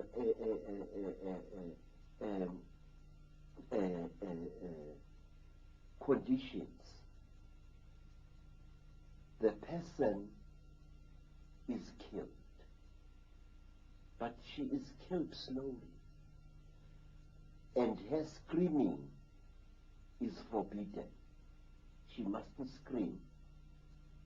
A tight piece of wax is often jammed into between the victim's jaws, a piece which she cannot swallow, and then she is killed. But wait, there is more, much, much more to this bizarre thing. The victim must bless you with her eyes as she dies. Sometimes the victim must be made to talk before she dies, which is why I was so horrified when I learned from various newspapers that after her terrible accident, Princess Diana had talked. That is how a human sacrifice victim is expected to do. She must talk. There is some kind of power that she releases by talking, which again benefits those whose victim she is. I'm convinced that she was ritually sacrificed. Yes, sir. And here is another thing, sir. When the victim, the more beautiful a victim is, the more you are supposed to stare at her, all of you. And when the victim dies, when she she struggles in her last pain. All of you involved there, no matter how old you may be, ejaculate. Males or females, ejaculate. You must. Otherwise the magic will not work. So this is why you get, one of the reasons you get sexual activity so much involved in some of these rituals. Aha, yes. It is because as the victim dies, you feel such a great pity for her, such a love. She's a beautiful vessel being broken. And you feel the forces of rejuvenation coursing through your veins. You know, sir, this could be the reason why people who indulge in this form of ritual actually live for so long. But what is horrible is that the victim does not have to die in order to help her captor to extend his earthly life. Simply by lying in bed with the victim unmolested, month after month, actually rejuvenates the person in power. What I'm saying to you, sir, is something that was practiced all over Africa by some of our greatest kings. The captive girls were not killed. And I wish to point out another thing, sir. May I?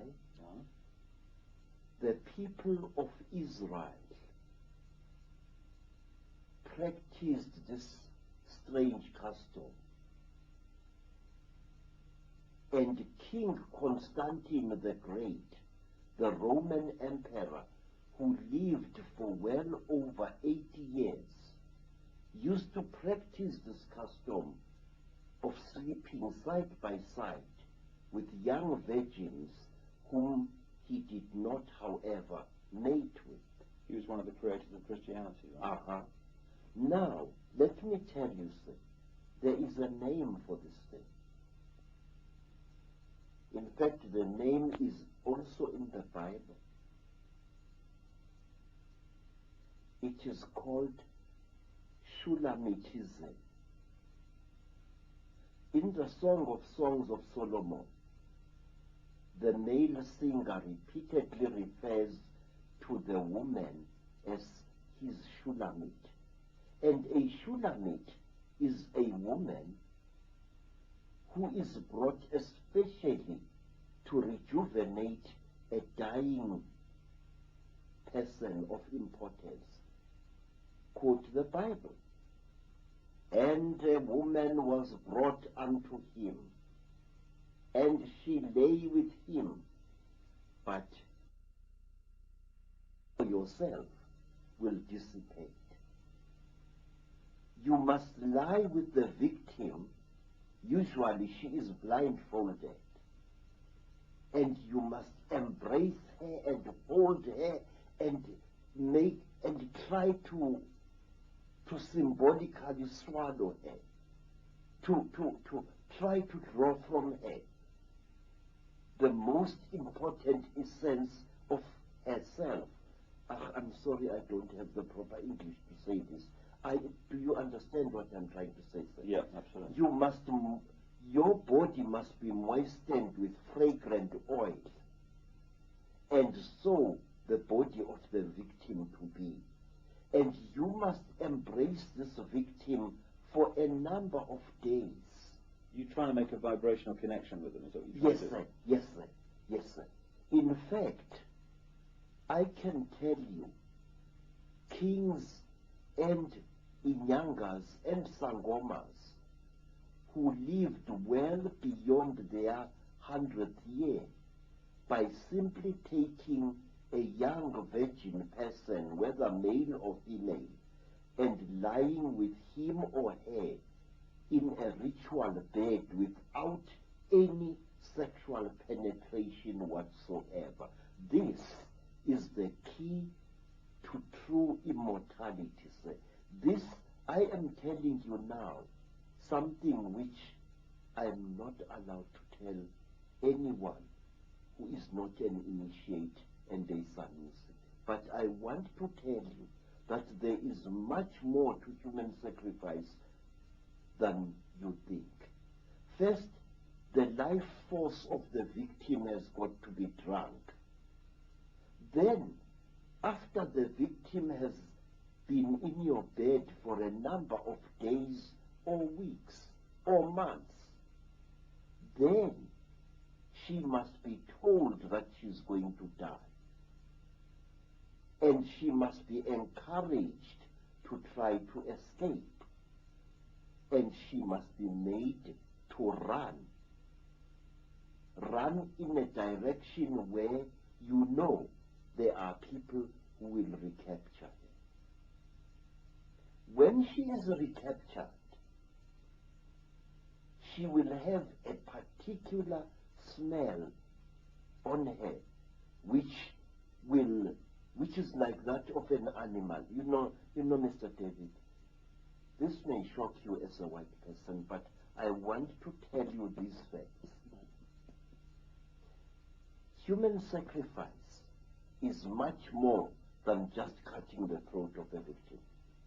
A long procedure is followed before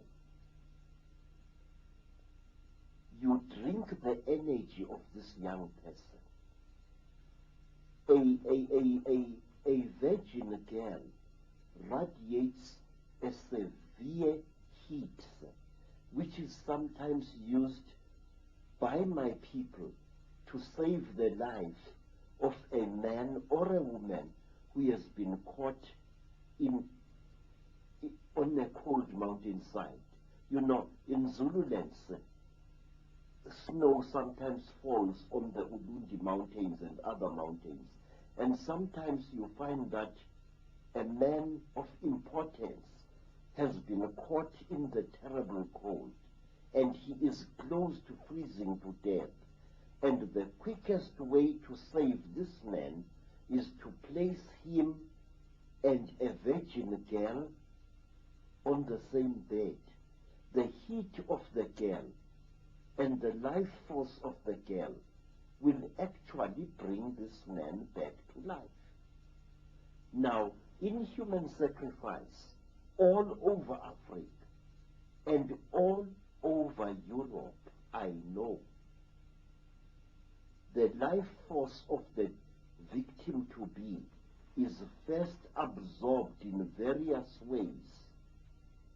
And one way, say, of absorbing the life force of a human, a girl, is to frighten her very much, and then to take her intimate garment, such as her loincloth or painting, and to smell it. Through that, you absorb some of the life force of the girl. And then she must be frightened until great fear builds up inside her. She must be made to know that she is going to die. And under very ritual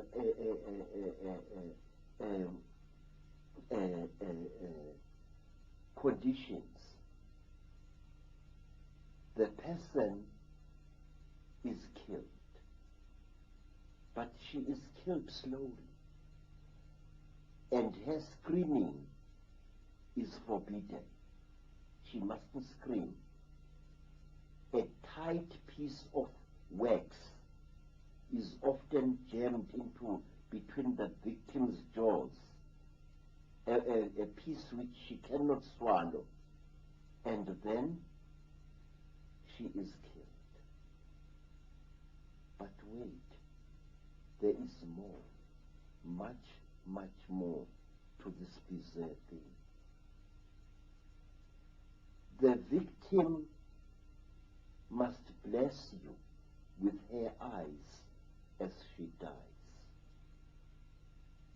Sometimes the victim must be made to talk before she dies, which is why I was so horrified when I learned from various newspapers that after her terrible accident, Princess Diana had talked.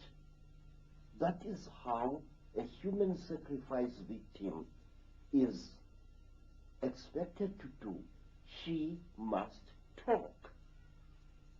There is some kind of power that she releases by talking, which again benefits those whose victim she is. I'm convinced that she was ritually sacrificed. Yes, sir. And here is another thing, sir. When the victim, the more beautiful a victim is, the more you are supposed to stare at her, all of you. And when the victim dies, when she struggles in her last pain, all of you involved there, no matter how old you may be, ejaculate. Males or females, ejaculate. You must. Otherwise the magic will not work. So this is why you get, one of the reasons you get sexual activity so much involved in some of these rituals. Aha, yes. It is because as the victim dies, you feel such a great pity for her, such a love. She's a beautiful vessel being broken. And you feel the forces of rejuvenation coursing through your veins. You know, sir, this could be the reason why people who indulge in this form of ritual actually live for so long. But what is horrible is that the victim does not have to die in order to help her captor to extend his earthly life. Simply by lying in bed with the victim unmolested, month after month, actually rejuvenates the person in power. What I'm saying to you, sir, is something that was practiced all over Africa by some of our greatest kings. The captive girls were not killed. And I wish to point out another thing, sir. May I? The people of Israel practiced this strange custom. And King Constantine the Great, the Roman emperor, who lived for well over 80 years, used to practice this custom of sleeping side by side with young virgins whom he did not, however, mate with. He was one of the creators of Christianity, right? Now, let me tell you, sir, there is a name for this thing. In fact, the name is also in the Bible. It is called Shulamitism. In the Song of Songs of Solomon, the male singer repeatedly refers to the woman as his Shulamit. And a Shulamit is a woman who is brought especially to rejuvenate a dying person of importance. Quote the Bible. And a woman was brought unto him, and she lay with him, but he get no heat. Sometimes, for a parent, a mother or a father, to sacrifice his own child is an act of self-rejuvenation. I often view with a very deep suspicion the story of Jacob, of Isaac, whose father had been ordered by the Lord to sacrifice him. Remember? Abraham. Yeah. Was Abraham trying to rejuvenate himself? My answer is yes. Because sacrificing your own offspring releases forces within you which can actually make you young again. Now, sir, this is one of the reasons why child abuse is today so prevalent throughout the world. I have spoken many times to men who have raped their own daughters. I have spoken many times to women who have abused their own sons. And they give me the same answer. Each time I do it, I feel good. And this would explain why so many of this Illuminati are into pedophilia. I mean, people like George Bush is infamous for it. And all over the world, phenomenal numbers of children go missing every month, more than anyone ever realizes. And surely this in some way is massively connected into this subject we're talking about. And presumably in Africa, the same phenomena of missing children goes on. Exactly, sir, yes. At our meeting last night, do you remember the white lady I pointed out to you, saying that this is a white lady who has a great story to tell? Her name is Madam Hannah Opperman.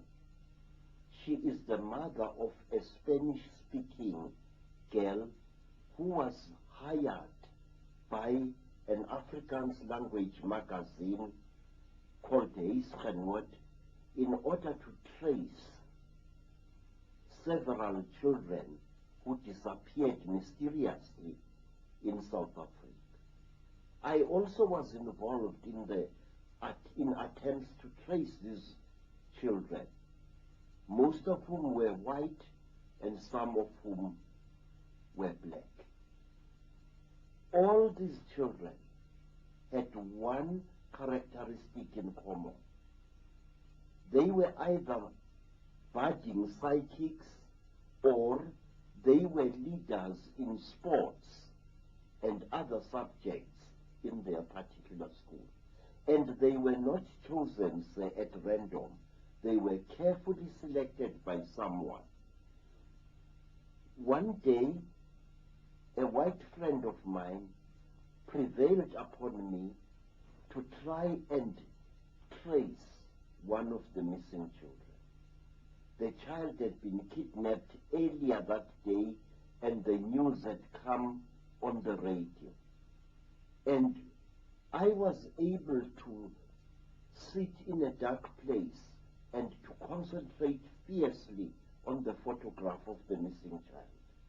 And I saw her being driven together with two others in the boot of a car.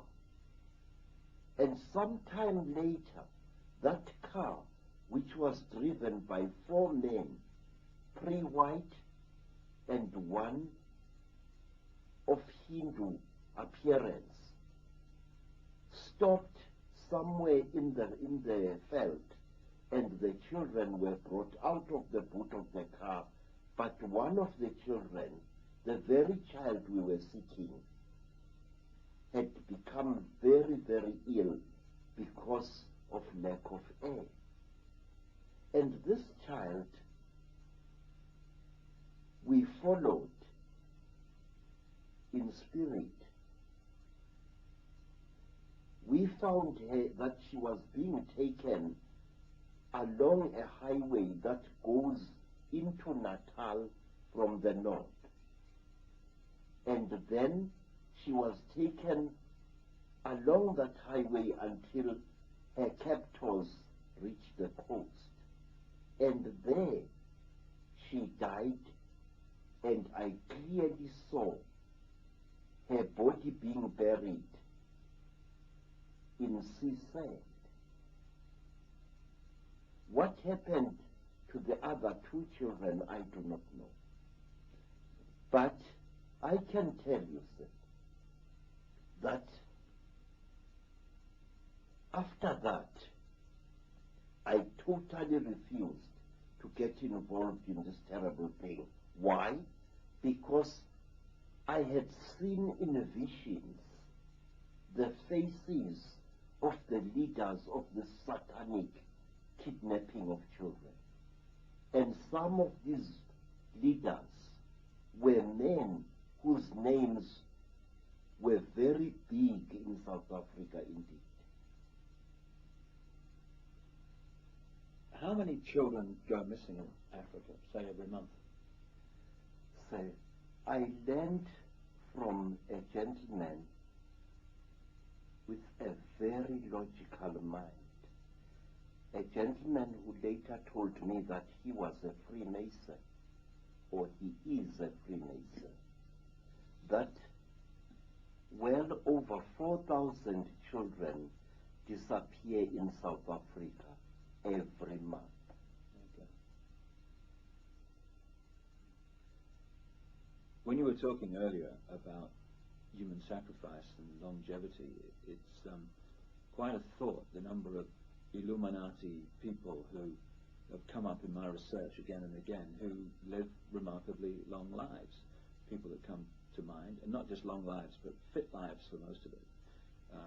One that comes to mind immediately is Henry Kissinger and George Bush. And then, although she's getting frail now, the Queen Mother in England. These are people that come up in my research, and they live long lives. It's quite a coincidence.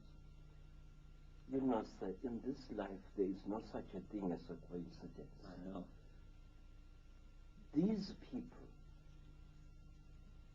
people like these, somehow rejuvenate themselves. I do not want to know exactly how.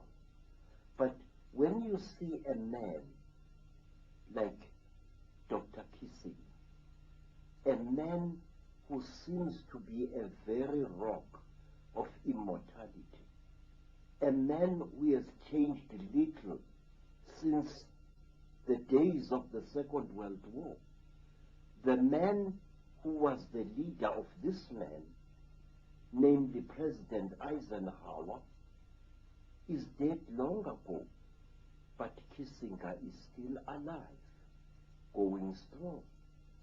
I would like to point out a very interesting thing to you, sir, that in black communities, especially nowadays, people of extreme old age who still remain active in spite of their old age become targets of witch hunters. They become victims of witchcraft killers. My stepmother is today 98 years old, and at one time a group of young religious fanatics wanted to kill her as a witch because she was so old and had never been sick.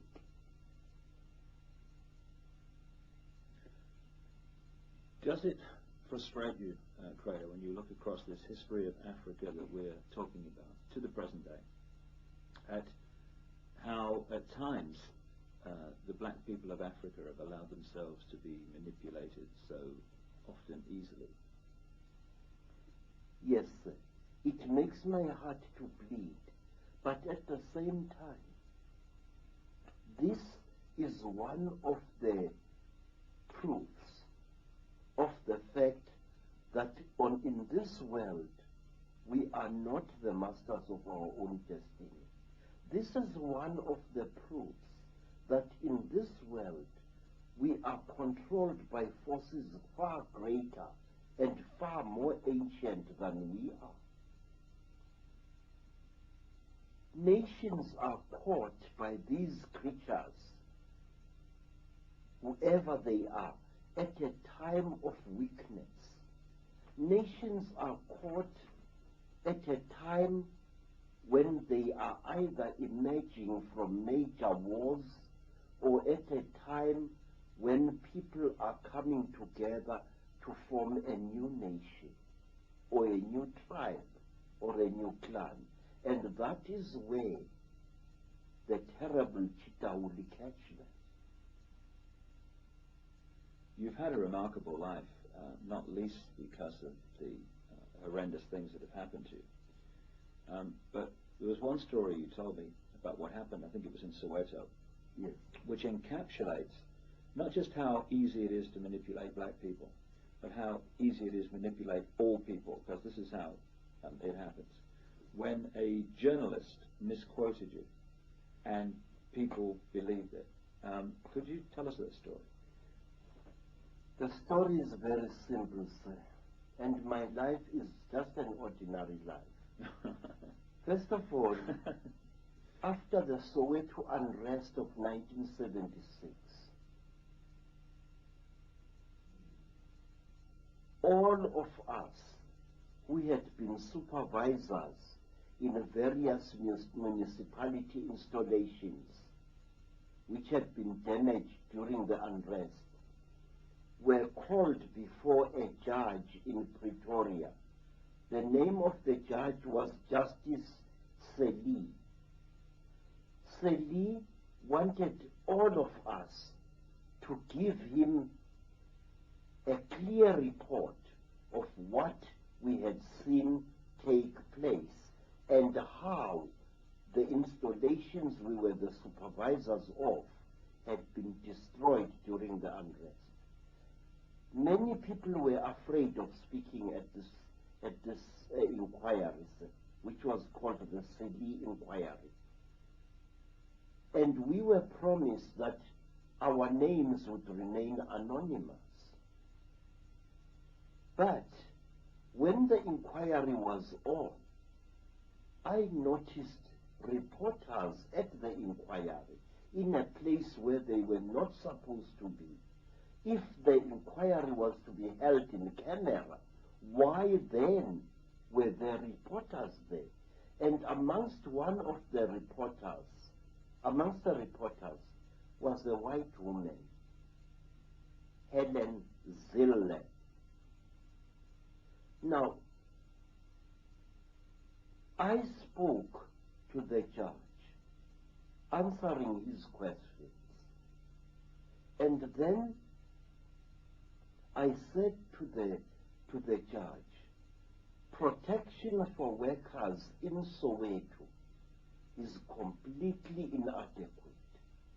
Innocent workers are being beaten up and sometimes killed by the rioting youths. Can't more protection be supplied to those of our people who are willing to work?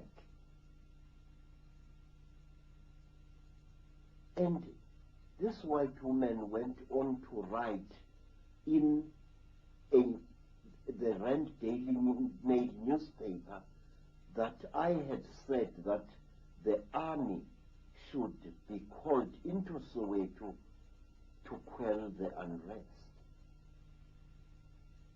Now, here was a white woman defying the orders of a judge,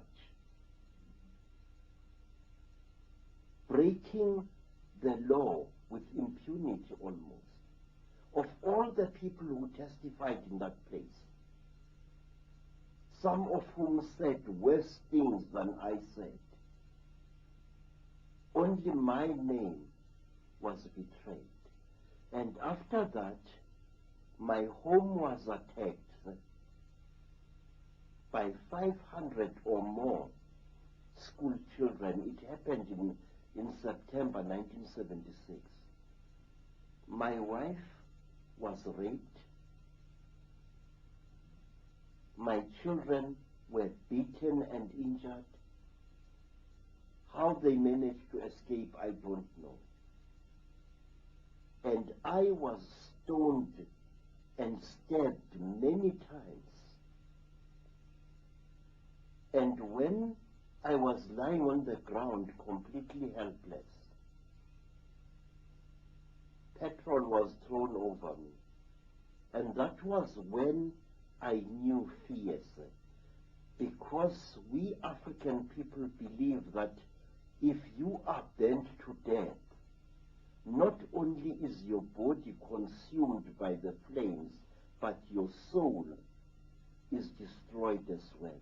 We believe that although a human being possesses an immortal soul within him or her, that soul can be destroyed by fire. How I escaped from that Holocaust, I do not know. Something must have frightened these children. They all ran away and left me lying in my blood at the back of my house. And not a single one of the many neighbors I had, many of whom I had helped years before and weeks and months before with loans of money and gifts of food, not one of them moved to help me at that time.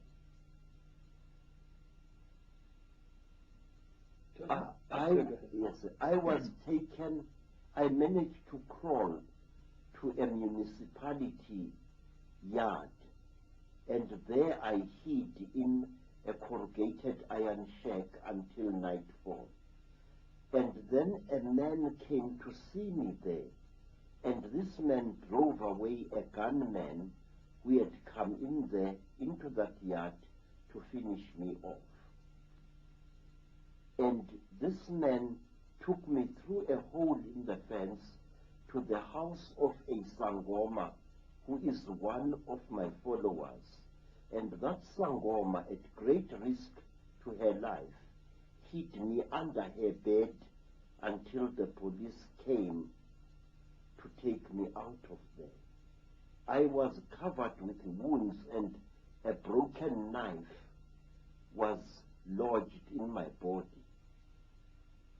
And somebody had tried to cut off these two fingers. This is where the knife went in, and here it came out. After that, we hid in the backyard of a police station. And after that, my immediate superior, a white gentleman who is a horticulturist, smuggled me out of Soweto with my family and took me to Natal, and where I stayed for over a year recovering from my injuries. And all this, Credo, is from one journalist, yes, a white journalist during apartheid. Yes, sir. Saying you said something you didn't say. Yes, sir. Now, and what does that say about how easy it is to manipulate people? I mean, you must have been frustrated beyond belief. Sir, let me tell you, Mr. Icke, that the enemies of humankind, the Chitawuli, or whatever it is we choose to call them, have in newspapers a devastating weapon, a weapon for which there is no answer. Using a newspaper, they can lash out at anyone, knowing that that victim cannot fight back. Credo, what's the agenda for Africa now? We've told a long story. We're in the modern world, we're looking ahead. What's the agenda of the Illuminati Chitahuli for Africa? And the world, come to that, you think?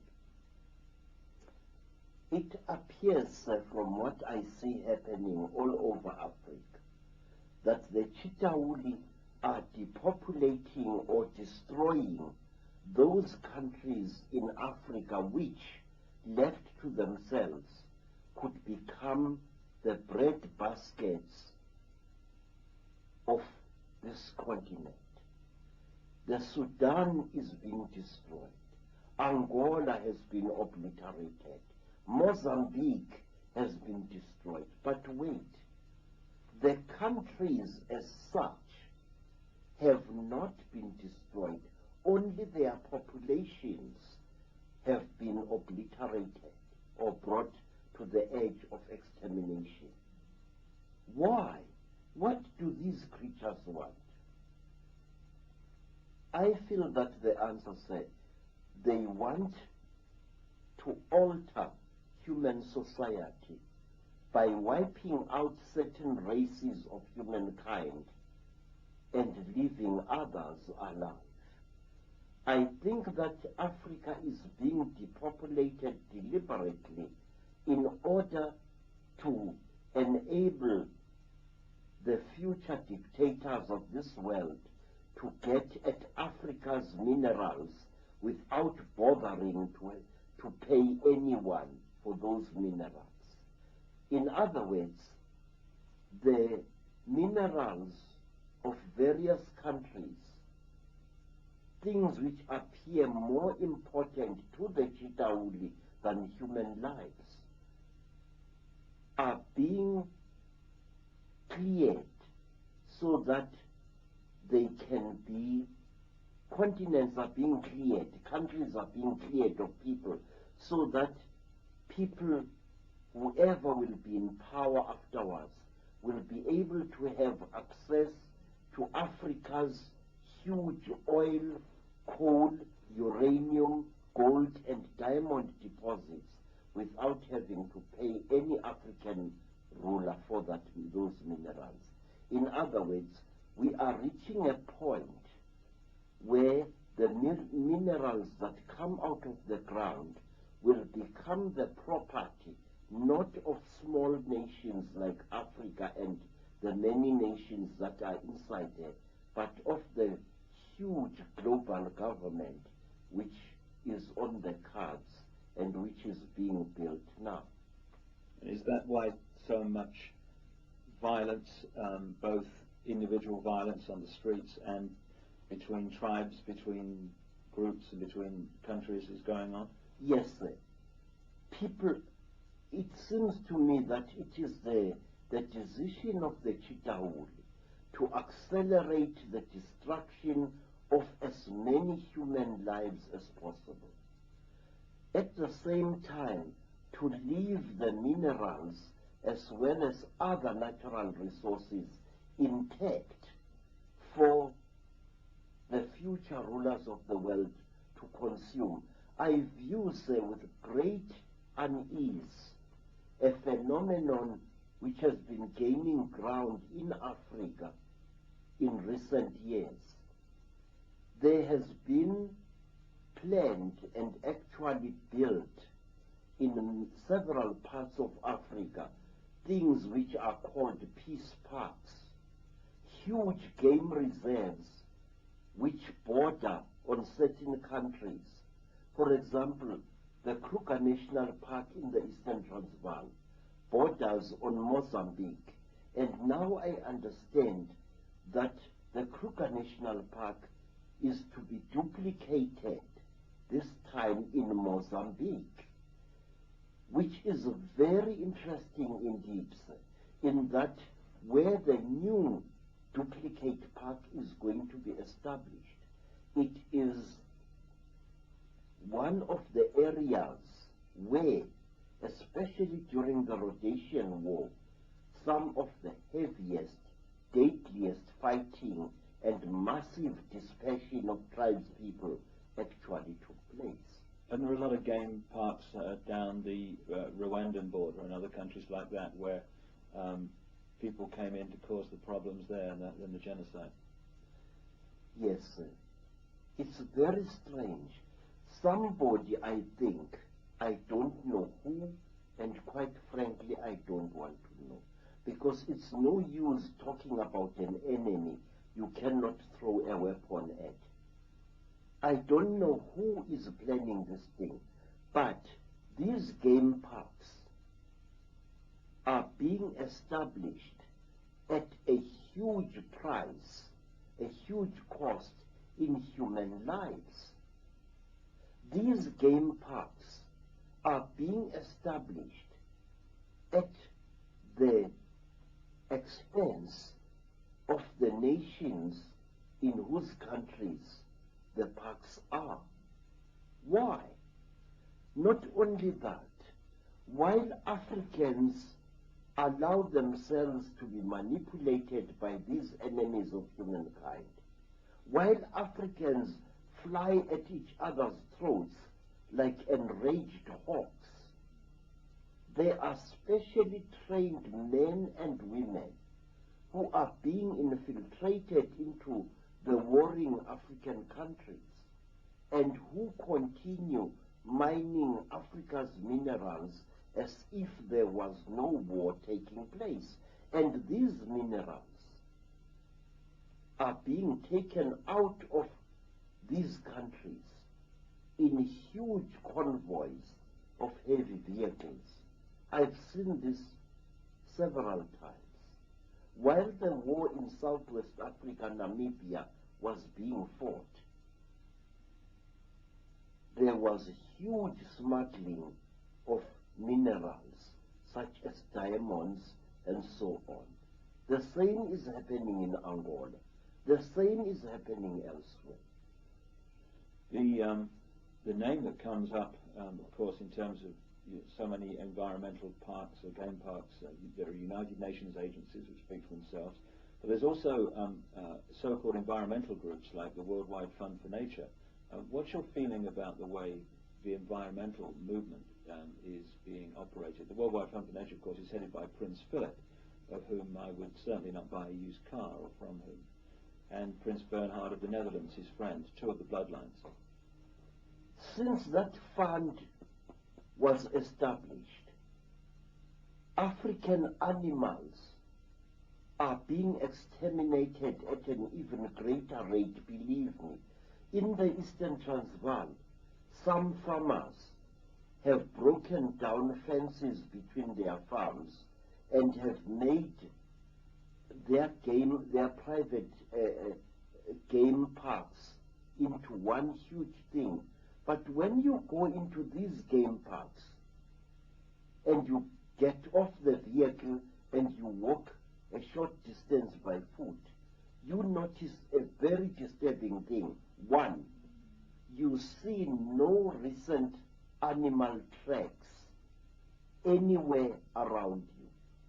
Two, you cannot smell animals, and yet if a game park is filled with animals anywhere in Africa, you can actually smell the animals. You can smell the giraffe, the buffalo. You can smell the large antelopes. Each one has its particular smell. But if you go to those places in the Eastern Transvaal, you don't smell animals, let alone see them. There is shooting of wild game in those supposedly protected places like there is no tomorrow. And furthermore, in some of these private game reserves, you see something that fills you with disquiet. You see airstrips carrying not small aeroplanes as one would expect, not small one-engined aeroplanes, but I have seen game reserves where there is an airstrip and a hangar which carries a large aircraft, a Dakota of the 1950s.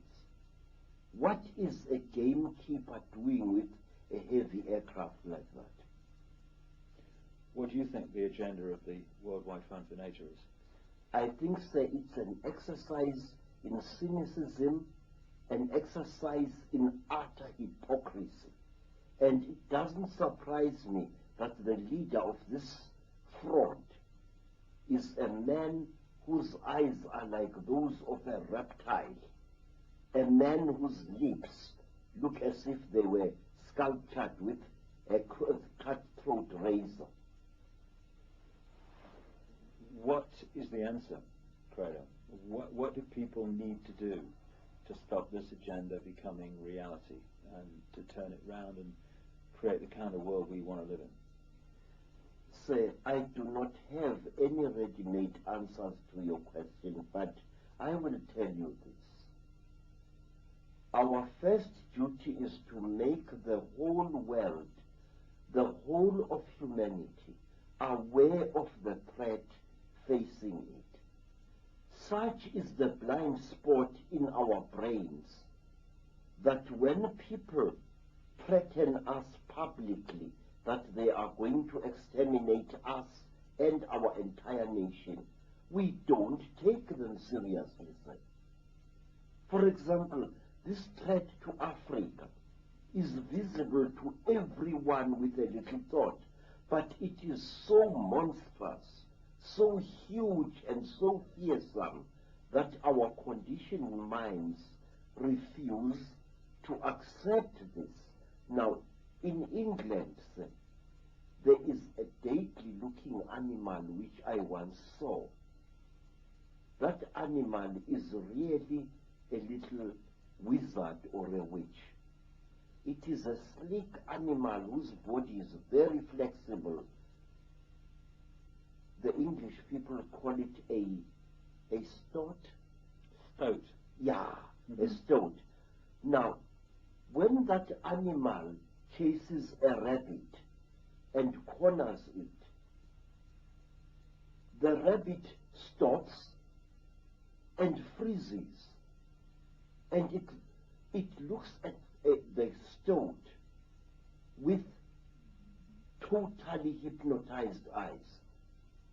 It is as if this animal is refusing to see the stoat, and the stoat catches it and eats it. We are reacting exactly like that. This is the way the Illuminati want us to react, to be hypnotized by their supposed power, to become blind to their existence, exactly as a cornered rabbit refuses to see a stoat. It doesn't want to see it because it cannot handle what is standing before it. We are like that.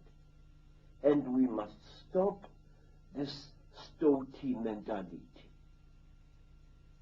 We must understand that there will come a time when the damage will have become so great, will have gone so far that we will not be able to reverse it. But I believe in this power of the great African proverb that goes, Mudimu uphala baloi. God is greater than all the wizards and sorcerers on this earth. And I know that if as many people as possible are aware of what the Chitauli are doing, the Chitauli will be forced to retreat. Already, there are signs that they are getting desperate. Why? Because the human being is trying to bring out the God within itself. We are trying to become gods, and we are succeeding. It's only a few decades ago when there was no one on this earth who knew or cared anything about animal conservation, who knew or cared anything about the protection of the environment. But today, sir, there are thousands of such people worldwide. It is a hopeful sign, a sign that should be encouraged. Let the power of light shine in the dark corners of conspiracy, and as it shines, let humankind be saved. Credo Mutwa, the most remarkable man it's been my privilege to meet. And when you look at Credo Mutwa, you're looking at an unbelievable example of the true power of the human spirit. His life has been a series of astonishing challenges from the moment he was born, right to today, as threats on his life continue, threats to his wife's life continue, and these challenges would have broken the spirit. Just a few of them would have broken the spirit of most other people on this planet, but they've not broken him. Here he is talking to you, revealing information that has largely never been revealed before through these sources, because the pressure on him must be to keep quiet, keep the secrets. But as Credo said, Africa is dying. As a place of freedom, the earth is dying. It's time for people to know. Now, this man has got the guts to stand up and speak out, despite condemnation from virtually all sides. So what are we going to do? Are we going to say, oh, that's interesting. Oh, yeah, Credo Mutwa is interesting, you know. Light a candle. Or dismiss it. Oh, he's just a witch doctor. He's got nothing to say. In other words, are we going to find some excuse now to do nothing? To sit on our backsides and think someone else will do it, or there's nothing we can do? Or are we going to express the spirit that this guy is expressing? Because if we do, this whole house of cards of global control is going to fall. It's going to be brought down by the wind of change that we will create. Or if we walk away and think there's nothing we can do, we just powerless people, what can we do? Oh my God. Or dismiss what he says or whatever. Then that house of cards is going to solidify because we're holding it together still. And we're going to live in a global fascist state. Not some distant time in the future. Oh my goodness me, it's going to be terrible for the kids. Now, in our lifetimes. We're going to go on fighting each other. We're going to go on being divided and ruled because someone else has got a different religion to us. Oh my goodness, call the police. Someone's got a different color to us. Someone's got a different creed to us. Someone's got a different spin on life than us. We're going to go on doing that? Because if we are, we deserve to be in a global fascist state. Because we are acting in our own lives as individual fascists against those around us that don't share our view. We can unite on what we, I hope, believe in. Freedom. We can celebrate the diversity of human expression, of human ability, of the human sense of reality, the way we see the same thing in so many different ways. We can celebrate the diversity of race, the diversity of all things in this glorious web of life we call creation. And if we do that, we will not agree. Fair enough, what a boring state anyway. But we will have harmony, and therefore we will have peace via respect for each other. And the Illuminati, the Chittahuli, whatever name you want to give them, can't stand harmony, because harmony is a nightmare to manipulate. Disharmony and conflict is a piece of cake. Are we going on playing the game according to the rules of the Illuminati, fighting each other, cussing each other, blaming each other? Or are we going to decide that we're going to play games with different rules? Games that have unwritten laws called love, called respect, called harmony, called peace. We have got ourselves into this state, and that's the truth. And that's good news. We have got ourselves in this state by making decisions to give our minds away and insist that everyone else does the same. We can therefore make choices that will bring this manipulation to an end, almost like that, by taking our power back to think for ourselves and giving everyone else the honor to do the same.